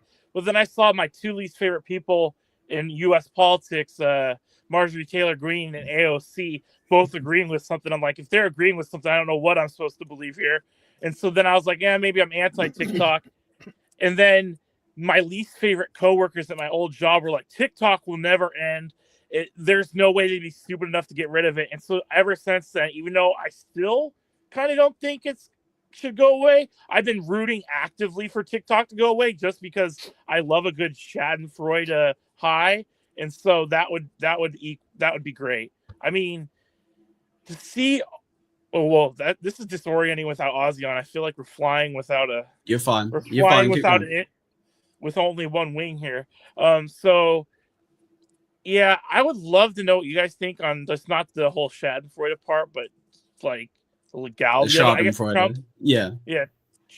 Trump now is saying, well, he's going to extend it for 90 days to find a new buyer. Mm-hmm. I don't know if that he can do that because it's like a law. It's like officially a law now. I don't know if you can the president can suspend. I thought I saw TikTok said they were just going to pause it. Yeah, so like if you go on their app right now, apparently it'll say something like, we are shut down for the time being, and it has a whole spiel. And so Trump was like, yeah, I'm going to suspend the ban for 90 days, see if we can work out a buyer. But I don't think that's the way it works because I don't think a president can just unilaterally suspend a law. But the whole point of the bill was never the Mike Gallagher who started the bill to ban TikTok. The whole point was he wanted to put pressure on China for them to sell the app. So technically the app, it will never really be banned. If they ever sell it to a non-communist Chinese entity, then it can come back immediately. So it's just the whole to do. But of course the nuance goes over a lot of the Gen Z people. So I'm just seeing people freaking out on Twitter. I know there was a Barstool Sports had hired a couple straight out of the ladies that were just out of college to like boost their TikTok numbers. And one was freaking out and like accidentally while posting a protest photo saying like, look at this, my livelihood is on the line. She also accidentally leaked her personal email and her phone number. So all these simps are now calling her and harassing her and everything. And it's like some of these, it seems like the people that really love TikTok aren't the best and brightest, as they say. So I'm not feeling real sad for the TikTok people right now. Okay. Aussie guy, you back or? Fair enough. I think so. Yeah, I'm hearing you're back. Okay, cool. Oh, nice one. You're back, pal. You're back. I was just letting Robbie go. Nice one. Some bonkers shit going on there. Anyway, Well Coach done, Robbie. Waver. Well done, Robbie. Whoops. Yes, Coach Waver says, Dino, do not trust the Big Kahuna. He's a Roy Rogers level broadcaster. Is that right, Big Kahuna? Me and Waver are good pals. We spent a lot of time together at Dabblecon too. I don't know about that. Yeah. You know how they say it rains when it pours? My iPad just dropped from 85% battery to 2%. So I don't know. If only you had a charger that you could connect to your iPad. Imagine, No. Maybe I'll be back. sideways I'm gonna again? be back. I'll be back. All right. Come back. He had to make that comment about flying with one wing. There he goes. It got him thinking about wings, is what it did. Yep. Now he flew away. Coach of Mesa, Arizona. Oh, good. I got it in time for the political part of the show. Yeah, an impromptu political part of the show. that I wasn't expecting. Well, that was I think the end of the Aaron clips. And so I've got one more little segment to get to. Have no loyalty to those two pieces of shit. Like, there's no loyalty among all the fake people. Everyone in the chat, they're all fucking losers that fucking live vicariously through this shit. They have no fucking lives. Shut the fuck up with your opinion. It's a friend of telling you, shut the fuck up and talk about things you know about, but don't lower yourself to the level of this bunch of fair. No, you're not allowed to say to me, let's say you were stolen, materialistic piece of shit. Flat broke. I would love to see him and Joey C do a stream. Oh, That stream would just implode. It would so just much be anxiety. I couldn't watch talking one over the other, just talking. Yeah. I was going to Robbie's back. He's got no camera though. We'll add him anyway. You there, Robbie? Yeah, I'm there. It just won't let me display a camera. And well, it's probably good for everyone. Fuck you! I was about to say that. I knew it at was least let me make fun of myself. It makes me feel slightly better, asshole. Hey, Robbie, we can all take the piss out of you. It's fine. Everyone can. Don't worry, bud. He takes the piss out of all his men. Yeah, that was a great comeback, unless it wasn't. Well, it wasn't a comeback. You had nothing. Anyway. Whatever. Now I'm flustered. Thanks.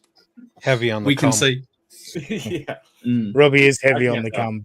Sorry, Robbie's heavy because of the cum. Anyway. Robbie's heavy on everything, let's be honest.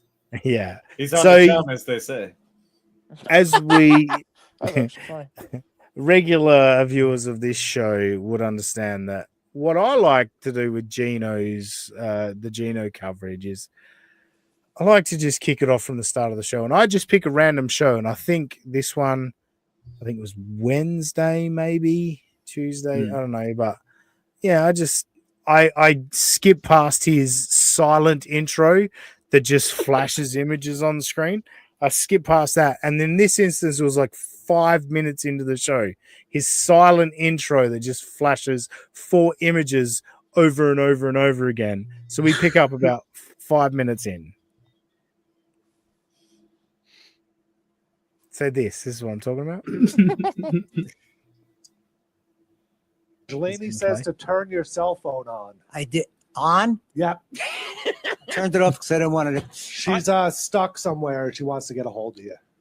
Okay. And she says you do have to maximize that, Gino. Now go back to the start. Delaney says to turn your cell phone on. I did. On? Yep.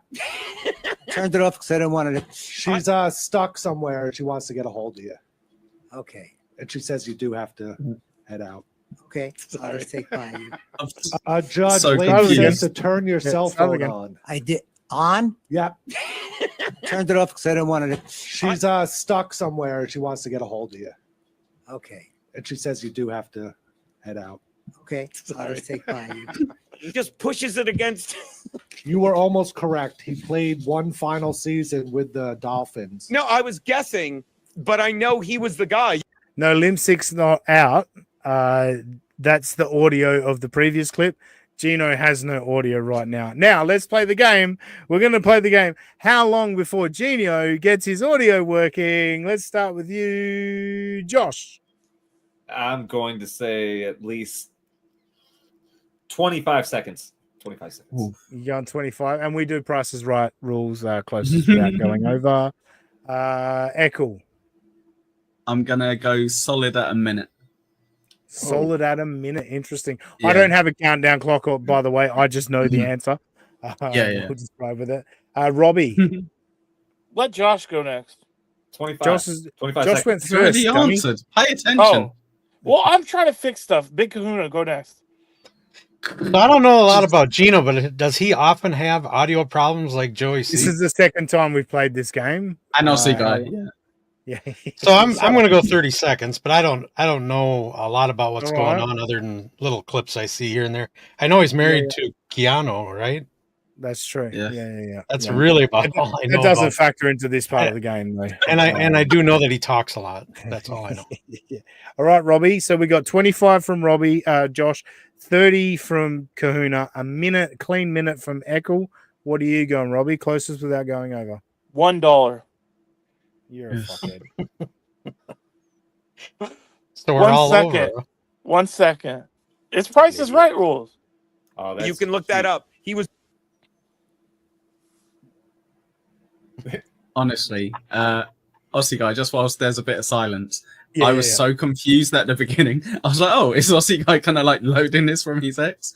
And every time you bring up something from on the Gino, Giants, and every he time. said, "Don't give me that." Nope. Still not him.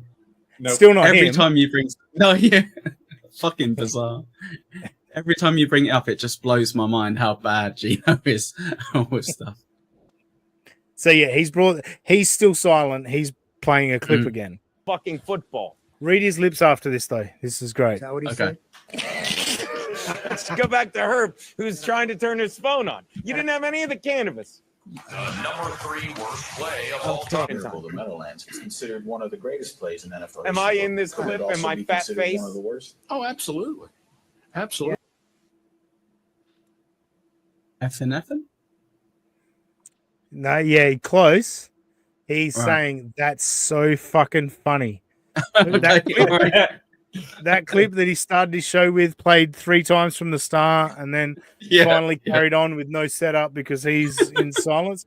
Yeah. That is so fucking funny, apparently, from what I read his lips. But we're still going with the silence. Sure. Josh Kahuna, you're out of it, by the way. Damn.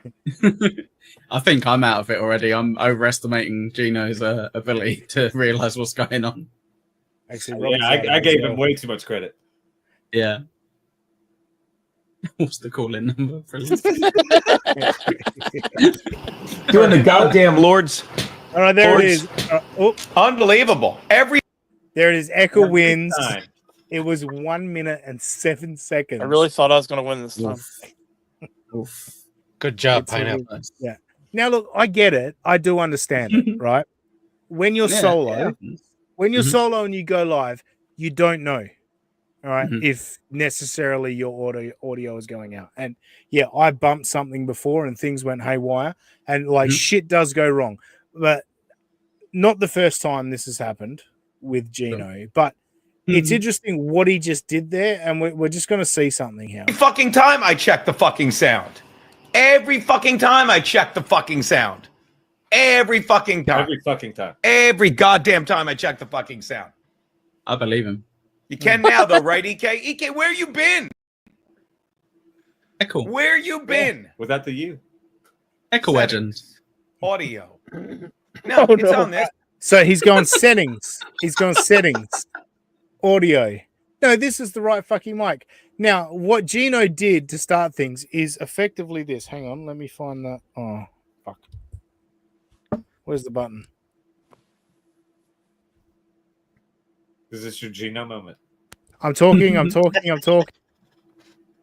Yes, he physically muted himself, on his actual mic. Like, there's a green light on my microphone, and when I hit the mute button, it becomes orange. It's very fucking clear when you've muted yourself. And he went in and unmuted his mic when people told him he had no sound. Like, if you weren't on the correct mic, it would come through shitty audio off of your laptop or whatever. It just goes to show how many years was he at Compound Media stealing money? He doesn't know the slightest fucking basics of broadcast. I love as well. He's saying how I tested this. It's like, okay, cool. You tested it. So you would have seen like your volume popping up, like the green going up on the screen. You're like, okay, maybe you test your headphones as well. And then you physically went, oh, I've got to be quiet for this bit. So physically touched the mute on your thing. Yes. So yeah, you did test it. You forgot that you muted yourself. Just say that. That's fine. He might need new glasses here. Yeah, well, that's the thing. Him and Chad, they do I don't know if they got bifocals or whatever, but they do the lean back to read chats like this. So they're looking through the bottom. I don't know. But it's definitely that old man sort of thing. I leaned forward to read his lips earlier. I was like, 1 second. You're on the right mic. I can't lie to you. I'm not going to lie to you, people. It's probably like that because I don't triple check the sound or nothing. Yeah. Well, because I'm an idiot is why. Now let's go back to Charlie. again, he just goes, yeah, because I'm an idiot. That's why. Like, what? What's that in reference to, Gino? Like, can you point us to where someone commented on it? Charlie wants can a you call narrow in it down? number. So, Yeah. sorry they muted Sorry. you, Charlie, but when we ignore you, you get so crazy. So now we'll give you just what you want, Charlie. It's good to have you back, buddy. Let's watch just what will be going up now. For those of All right, so Charlie's got him triggered. Let's play another Geno game. Where's this going? Charlie's going to get blocked. You think Charlie's going to get blocked? Echo? What do you For think? sure. I think he's going to bring that chat up and down about 4 times. He's going to explain why Charlie's a clown. And maybe bring up the next comment Charlie put, which is probably going to be worse than what a clown. So essentially clowning himself along the way. But yeah, I agree. There's a block on the end of it, for sure. Yeah, Robbie, you got any thoughts? I feel like Echo summed it up pretty well. What was going to happen? I can't top that. I got to be able to Echo. It's pretty. You're pretty damn good, Echo. That's pretty damn close. Don't even bother, Kahuna. Let's watch it. you are on the Patreon.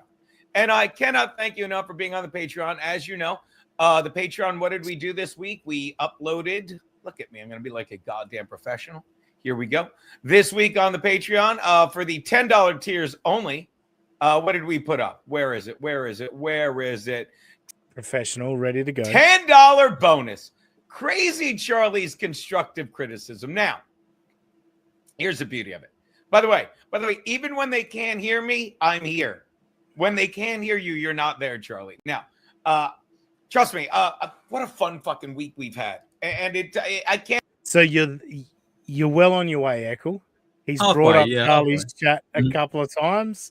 And apparently this $10 bonus Patreon has something to do with Charlie. I can't imagine it doesn't get more fun once we get our boy fucking Judge Herb. Whoa, fucking what?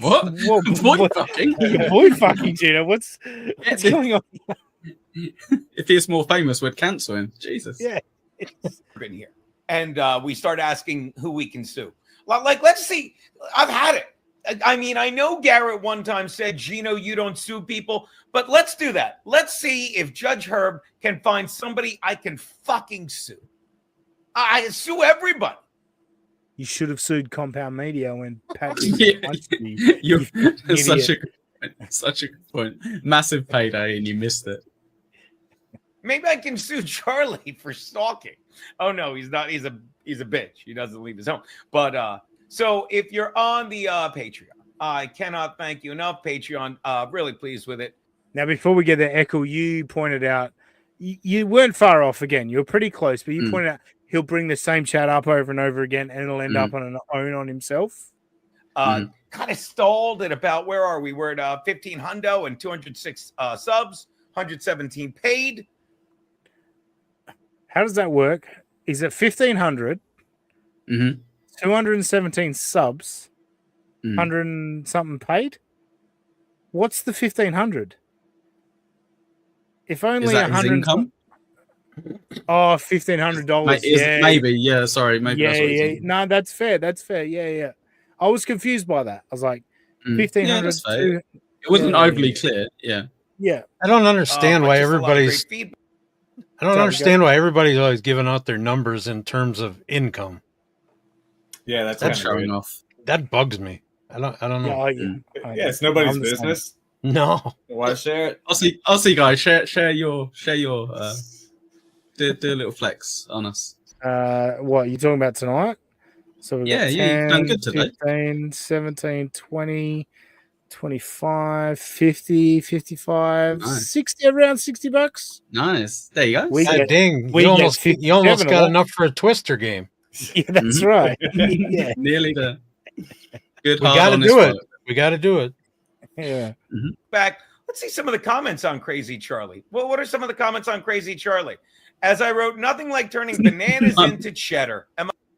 Wait, so all right, so he's explaining his description, but yeah, don't start laughing too much. Just Echo. Let's get there. 17 paid, but just a lot of great feedback. Let's see some of the comments on Crazy Charlie. Well, what are some of the comments on Crazy Charlie? As I wrote, nothing like turning bananas into cheddar. Am I right? plus, what was it? 10 plus minutes of Charlie chatting with the boys. I guess Shell of It From Herself was his groundbreaking joke that he was, what a fucking clown. So there you go, Charlie. Now, 2 comments from the same person. Jason in Mesa, is it, Robbie? Yes. Thank you for the $1.99 super sticker. Appreciate you, brother. Yeah. So he's like, let's check out some of the comments. One guy commented twice and said, what a clown. I like that's pretty much the exact same comment that he got annoyed at initially as well. Yeah, definitely. Exactly. Oh, Muttering Jay's here. I can't imagine it's the real Muttering Jay. But, coach is going to see this and kick your ass. Bring it on, bitch. Bring it on. Just make sure you email me your USA boxing license. You probably have to get an Australian boxing license as well, I imagine, to take me on. Definitely want a physical. And can we take you on in cricket as well? I want to take you on in cricket. I might be able to win that. All right, not much left. Let's see how this finishes. Charlie, look, I can't thank you enough because your insanity is such a hit that look at this. It looks like we've got a new fucking greatest hit. All right, yeah. His insanity is such a hit. 2 comments from the same person, and it looked like 1 like on the post, to be fair. That's all I had from Gino this week. I do have something else from the same show, but time is getting away from us. We had a lot of fun at Aaron Imholt's expense and TikTok's expense while my computer spurged out for a little bit. Now, Kahuna, let's go back to you. What have you got going on? Obviously, the massive split with Joey C. You guys are now mortal enemies. I don't think we're mortal enemies. I mean, we apologize to one another. Yeah, you guys will spin it. You'll spin it. Let me get an angle going. It's going to be mortal enemies. Because I think Kahuna needs to get on Pint Double Pint and really sink the boots into Joey C. Brits only. Sorry, we don't allow any of you dirty foreigners on our show. So what if he puts on an accent? I reckon. That's fine. Characters. Yeah. Kahuna's been on my show before, isn't you, Kahuna? You can always pop on a Tuesday if you want to chat, Joey. There you go. That would be fun. I had a good time last time. Yeah, it's good. You're a good laugh. Let's book it. Echo Kahuna on chewing the shit. But no, in all seriousness, I became aware of you through Joey C. Enjoyed you on Smule Buckman's show.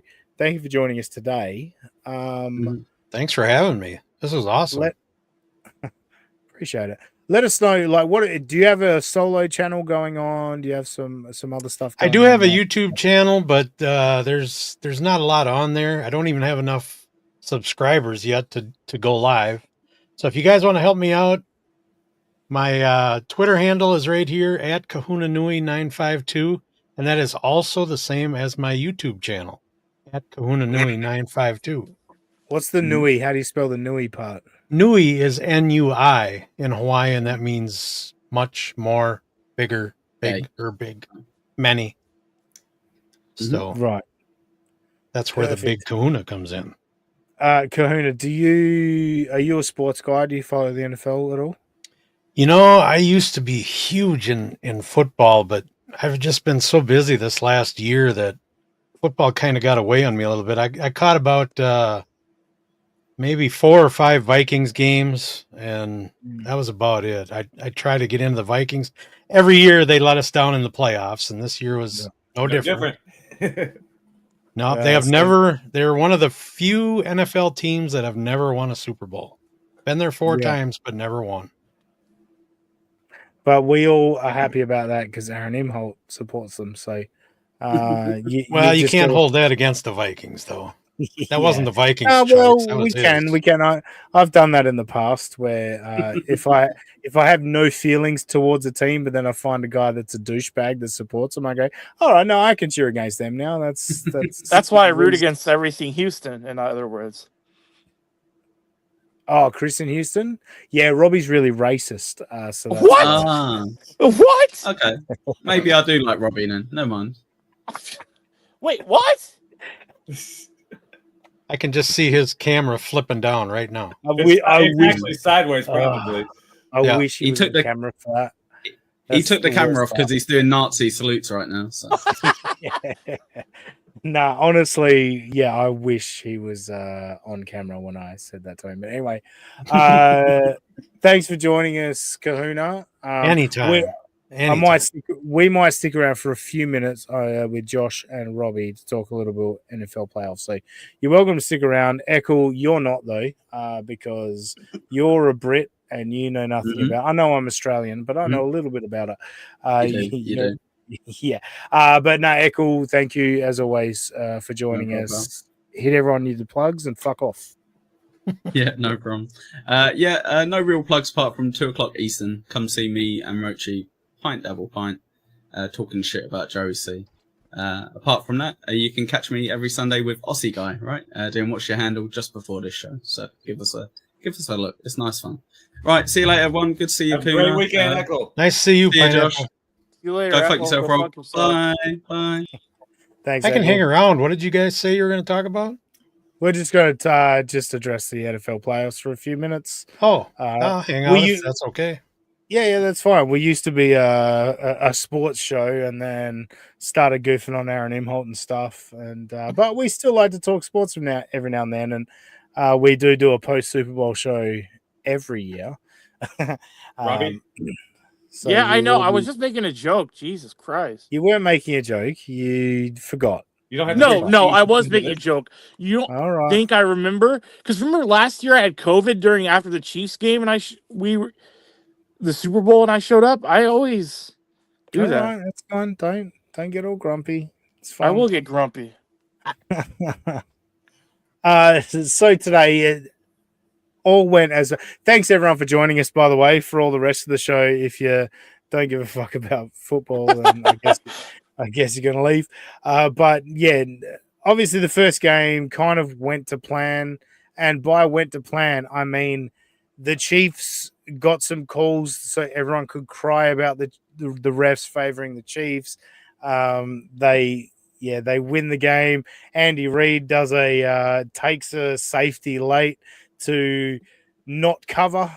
It was a 9.5 point line. It went to 9. So many conspiracy theories coming out of Chiefs Texans. Josh, I know you're a big CJ Stroud guy, given he's an Ohio State alumni. Correct. Are you buying into all the conspiracy? What was your takeaway from Chiefs Texans? There are some bad calls. Don't get me wrong. The refs, for whatever reason, believe these quarterbacks wear dresses. You can't hit them. You can't get close to them. You can't do shit. But, I mean, to me, watching the game in that sense, the Chiefs were going to win this game one way or the other. I think CJ Stroud played decent, but the Texans' O-line sucks balls. They can't block for shit. Guy was on his ass the whole game. You can have a great quarterback, but if you can't block for him and he can't get the ball off, what use is he? I mean, I'm not going to buy the conspiracy theory, but the refs didn't help himself with the Pat Mahomes shit. And Mahomes doesn't help himself by also always looking for the referee every time he pulls a flop down there. That's a great point, because it's not just like, I get it. Look, good teams, good players get calls. That is across world sport, because they know these guys are better than everyone else. So they're like, yeah, they probably got infringed on that. We'll throw a flag, whatever. But what Pat Mahomes is doing, and I think Aikman called it out on the call, Pat Mahomes is pulling up on the sideline, hoping to get a roughing call or whatever, getting a penalty to where he could just go out of bounds, but he kind of pulls up, gets tackled, and then gets the roughing penalty. It does seem to be like Mahomes is exposing that.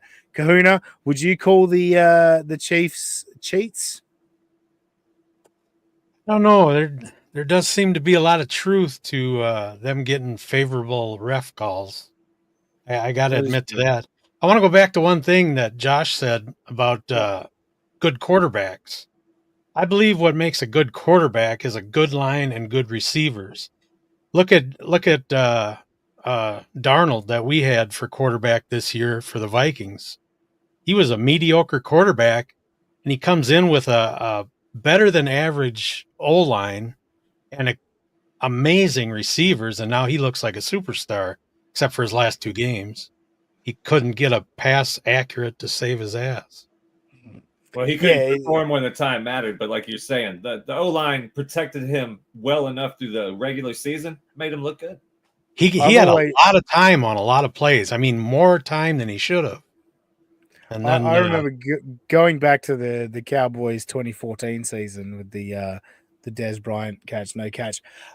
For me, what stood out there is your best form of defense is your offensive line and how long they can keep your offense on the field, because the Cowboys were just running the ball, similar 2016 with Ezekiel Elliott. Run the ball, chew up clock, keep your defense off the field. And yeah, like you say, I think that the Vikings O-line was doing that during the regular season, but when it comes to crunch time, sometimes your quarterback needs to make plays, and that's been the problem with Dak Prescott. Unfortunately, it was a problem with Tony Romo back in the day. That's what I've experienced with the Cowboys. I feel like that's what's happened with the Vikings. Robbie, Yes. Chiefs, Texans, what was your takeaways? So I'm going to focus on CJ Stroud first. I usually think the O-line gets blamed too much for quarterback sacks, but in this case, I think, how many times did he get sacked? Like 6 or something? 8. I think it was 8. Okay, so I would say, watching that game, I would say two or three of those were on Stroud because he just doesn't get the ball out. But at the same time, and I do think the offensive line, when it comes to the sport, I think it's more important to have a good offensive line in terms of, I think their impact is shown. If you have a bad offensive line, it's really hard to have a good running game. Whereas you can have a bad offensive line, but if you have a Josh Allen or Patrick Mahomes, they just know how to dodge defenders. But when you're kind of that in between, like you're saying, a Sam Darnold or hell, even a CJ Stroud right now, he's only in his second year. If you have a guy like that having to just dodge people running his face, you can't expect him to make good plays down the field. And I mean, in terms of and they ran the ball well. I mean, if you go back and look at the box score and you said, okay, who won the game? And you didn't show them the total penalties, you just showed them who had the most rushing yards, who had the most time of possession, who had the most passing yards. You'd be like, oh, that was a 24-17 win for the Texans.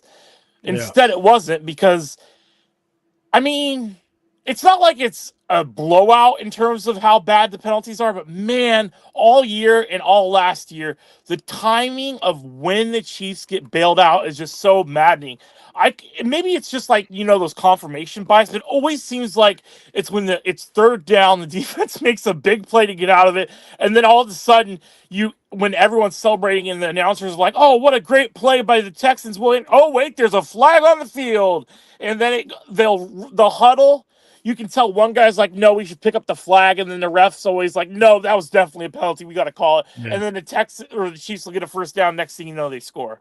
So that's it'd be one thing if it was like second down or first down and they called a penalty. It's just the timing of the penalties always seems to save the Chiefs' ass, which is honestly more suspicious than if they just got a ton of calls go their way. It's just when the calls go their way that's so sus, as they say. So, yeah. So I didn't see that game, but did they have a lot of... Sorry, 2 seconds, Kahuna. Big Greg in Iowa, thank you for the $10. Patrick looks for the refs when someone breathes on him. So, were you saying, like, when were the penalties called? All, like, Kahuna? No, well, did the Chiefs have a lot of penalties that weren't called? I think they only gave up 2 penalties during the game, while the Texans got called for like 8. So, see, that makes me wonder too, because I think there's probably a lot of holding calls that aren't being called. Go either way. Just like in hockey, if a ref wants to even out the penalty ratio, they can. If you're looking for a penalty, you can find a penalty. That's why it's always very suspicious when like one team is like just getting called for penalty after penalty and the other team isn't at all. So you can find a penalty if you want to find a penalty. So yeah, we got to hang on to those Taylor Swift fans. Yeah, it is. It is interesting. Silent G, clearly a Cowboys fan. Neville with Aikman though. How about them Cowboys? That's in reference to the Cowboys always failing in the playoffs.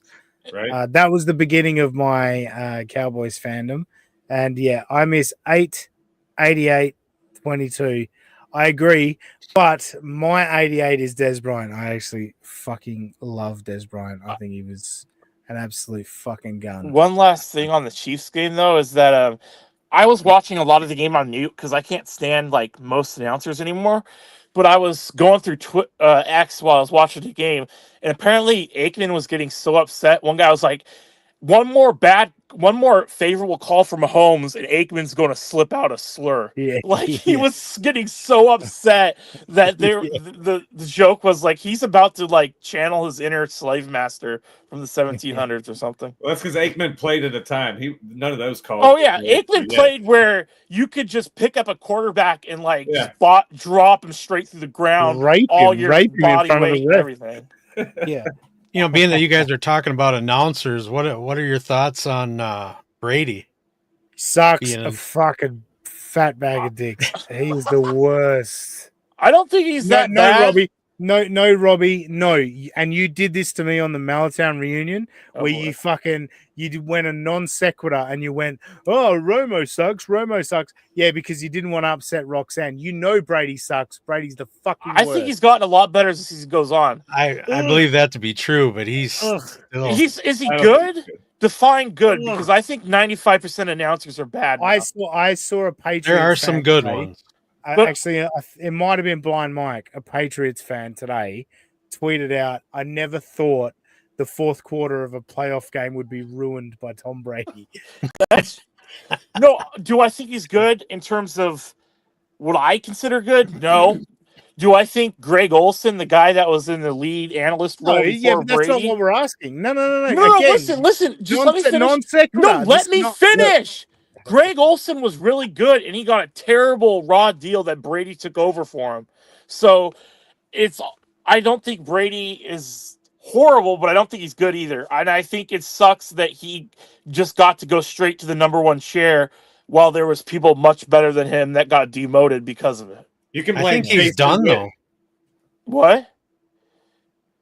Well, I was going to say you can blame Jason Witten on tight ends not. Oh my God, he was the worst announcer in the history of announcers. But no, I'm actually with you, Robbie. I would much prefer Greg Olson over. I thought he was legitimately like he was good. He deserved. No one expected anything from him. He was just kind of this placeholder. Yeah, we'll let him call a Super Bowl because Brady's coming in next year. He was as good as any of the NFL play-by-play guys have been in the last 10, 15 years. He's great. He's great on podcasts. He has got the gift for gab, as they say, and he went from calling the Super Bowl last year to calling like a Bears Texans type game now. That's his assignment ever since Brady came in. He's like, you get whatever game we're throwing at you, bud.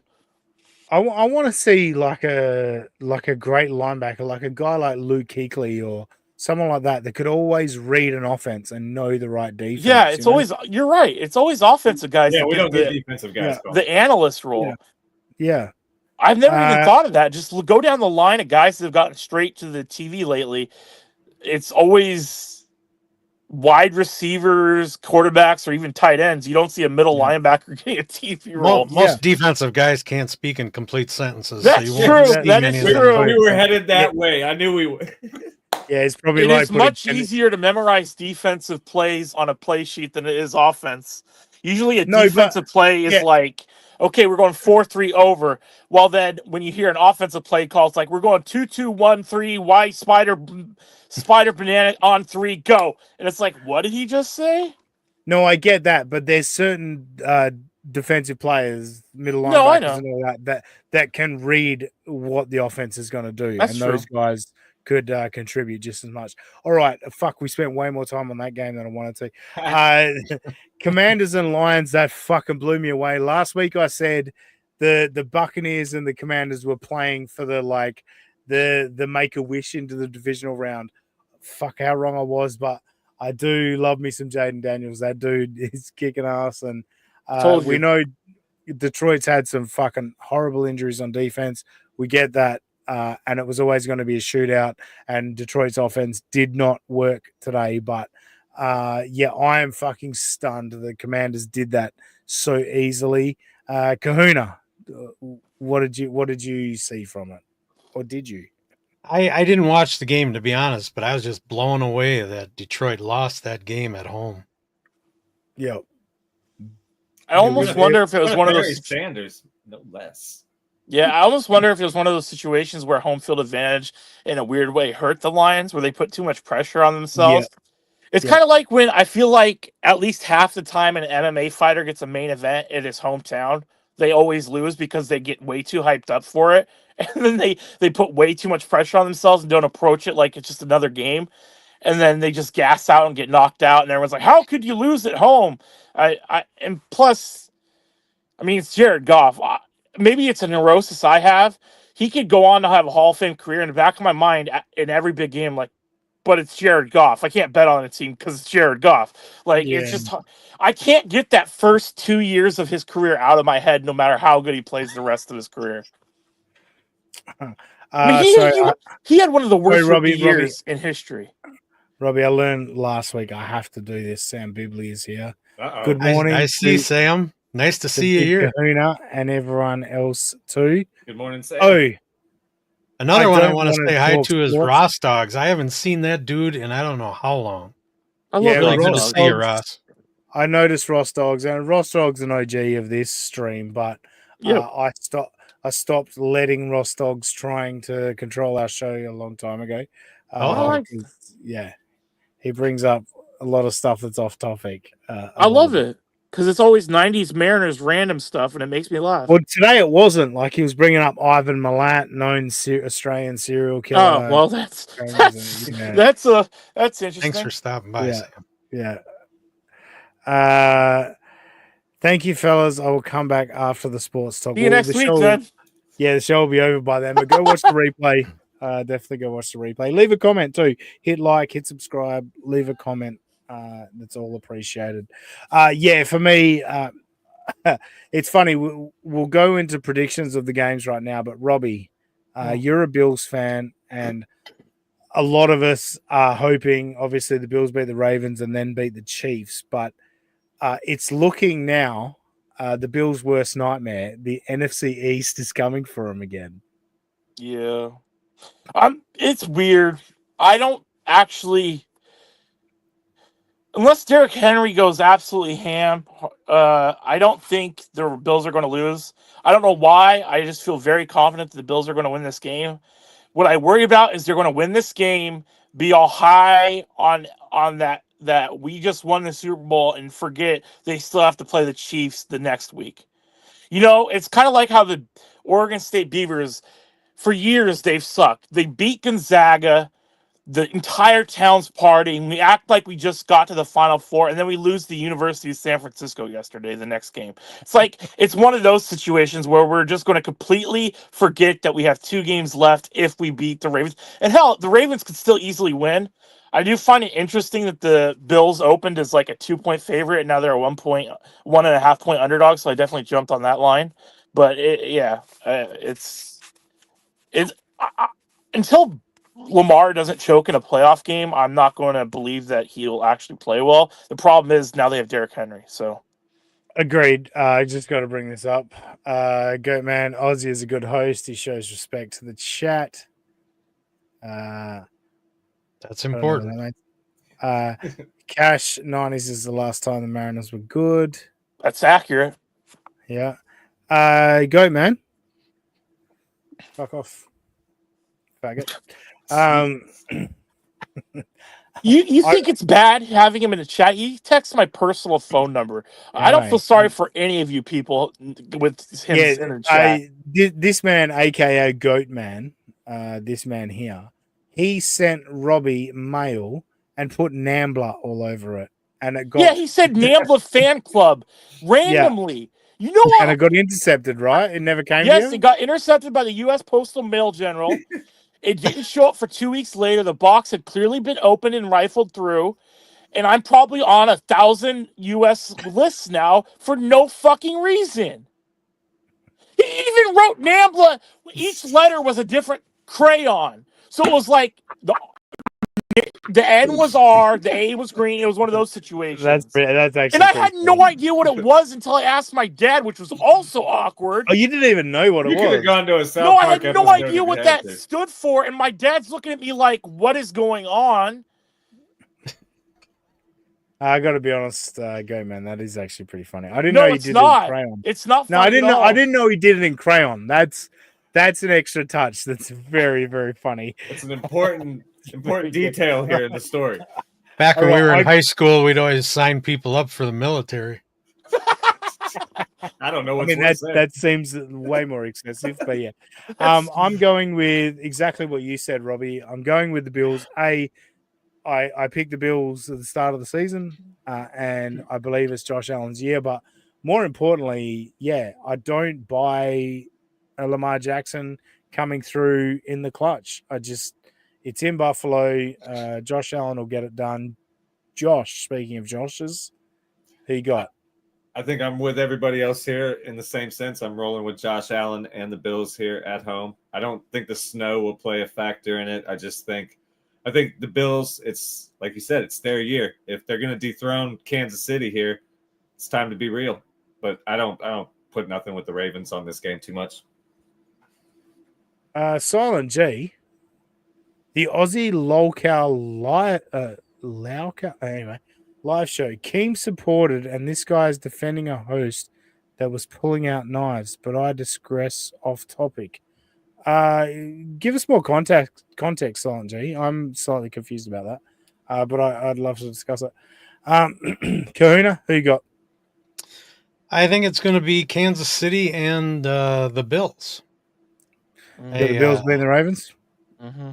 Yeah. Well, in the Super Bowl. I mean, in the Super Bowl. AFC championship game. Yeah. Yeah, the championship game. I haven't. Please don't embarrass yourself. I think Bills will pull it out over the Ravens for sure, but yeah, being at home anyway. But and then we got Philly and the Rams. I didn't think that the should Rams be a good game. I didn't think the Rams would beat the Vikings, but then Robbie pointed out, Cooper Cup's fit and fucking Puka Nacua. Puka Nacua. I was trying to remember how to pronounce his name. Was healthy and Stafford, Stafford's a good QB. I hate the Eagles. I want the Eagles to lose. But also part of me wants to see the Bills win and then have them look over at the NFC East. The Eagles and the Commanders. They don't want to see that. Yeah. What was the Commanders' record for the regular season? It was shockingly good. It was like, was it 11? I think it was like 10-7, wasn't it? Or 11? No, I think it was like 12-5 or something. Really? I thought they got to 11 or 12 wins. I think it was 11 at best, personally. I paid so little attention to them that I was just shocked that they were even in the playoffs. Yeah, their own fans were pretty shocked. Cash says 12-5. Okay. Yeah. Well done, Robbie. No, I'm happy to admit if I'm wrong. For sure. No, I know. I'm proud of myself on that one because well done. Silent G's following up. Rustov is hosting a new show, and one of the hosts is being tarted, and Rustov or WTV was defending him against the other host. Okay, sorry, Silent G, I don't know anything about that, but I appreciate you bringing it here. Actually, if you think it's good stuff to talk about, send me some clips. meltdownmedia@gmail.com. Anyway, so I'm fuck. Nah, I'll pick the Eagles. I'll pick the Eagles. I fucking hate them, and that's partly why I'm picking them. Is that a home game for the Eagles? Yeah. Yes, it is. Yeah. It's in Philly. You got to go with the Eagles at home. That's what worries me is because Matthews, I forget what the temperature cutoff on this stat, but at a certain temperature, he's 1-8 in his career. He's just not good in cold weather environments. They play in a dome in LA, and so it's going to be really fucking cold in Philadelphia today. And so that worries me. But also Matthew Stafford hasn't always had very good running backs when he's played in the cold, while the Rams' current running back, Kyren Williams, is probably a top 5 running back in the entire NFL. So I do think it's like there's a legitimate chance. I would not be shocked at all if the Rams win. In fact, I took they're 6-point underdogs, so I took that line. I think the Eagles will win, but I think it's going to be an extremely close game. 6 is a healthy number. I'd take 6 for sure. Yeah. I think this could Philadelphia winning could easily be a field goal win. Yeah. Yeah, for sure. No, I agree with that. I'll go with that. The Rams cover, the Eagles win. Josh, give me the Rams, man. Ram it all day, ram it all night. I fucking hate the Eagles, Ozzy. You know that. Yeah. Cowboys. I know. fan. I fucking hate them too. I can't take them even if they're supposed to win the game. Fuck them. Boy, the I hate Cowboys Philly- sure shit the bed this year. Yeah, Oh, we are wow. trash. We it's are terrible. trash, man. Trash. Yeah. And I don't even want Deion Sanders. But anyway. That's It another would be story. fun for anyone Yeah. not a Cowboys fan. That's the Cowboys. Yeah. We don't want fun. I don't want Yeah. fun. I don't It'd want be fun for everyone that just wants to see a train I- wreck. I was about to shout, I want Jerry Jones to blank. But yeah, I think we all are kind of like WWE fans, just wanted Vince McMahon to go away. I think Cowboys fans want Jerry Jones. You know, I've learned the most evil people usually live the longest, and if you I know, could, yeah. he's like the Fidel Castro of the NFL. He'll live 10 years longer than you think he should. Yeah, he'll probably outlive his son. You know, that'll be the worst part. Because I think Steven has some good thoughts and good ideas, but he just that's what can't I've heard. stand up to his dad. Anyway, Kahuna, who you got? Philly or Rams? You got to go with Philly at home. Yeah. Especially when it's crunch time. Yeah. If the Rams start winning, the crowd is going to beat up on the Rams visitors. So, well, that might happen That's anyway. true, yeah. It could get ugly. Yeah, it might happen anyway. And the racism might get out of control. It's a good point. All right, Kahuna, hit us with your plugs one more time. We got to get out of here. Oh, I think everybody's heard him often enough. Kahuna Nui 952 on both Twitter and YouTube. Sign up. Thank Love you, it. Josh. Thank you for having me. I appreciate you coming on. Sam Willoughby on X. No, you can get me at Wilby. NJ Hunt 02. Okay, Willoughby. My bad. Robbie? I don't even know my handle. Okay, so I'm on my phone, so I can't look at our Twitter handles. So this is really going to be a test. Official USA Pod is where you can find us on X, unless I got that wrong. Did I? No, you got it right. Whoa, yes. And then you can find me at Mariner Robbie on X as well. Brilliant. Yeah. No, I got nothing to plug except my Twitter. On Twitter, I'm at that sussy guy. Just imagine that Aussie guy and put an S where the A should be. We'll catch you next time on United States of Australia. Robbie's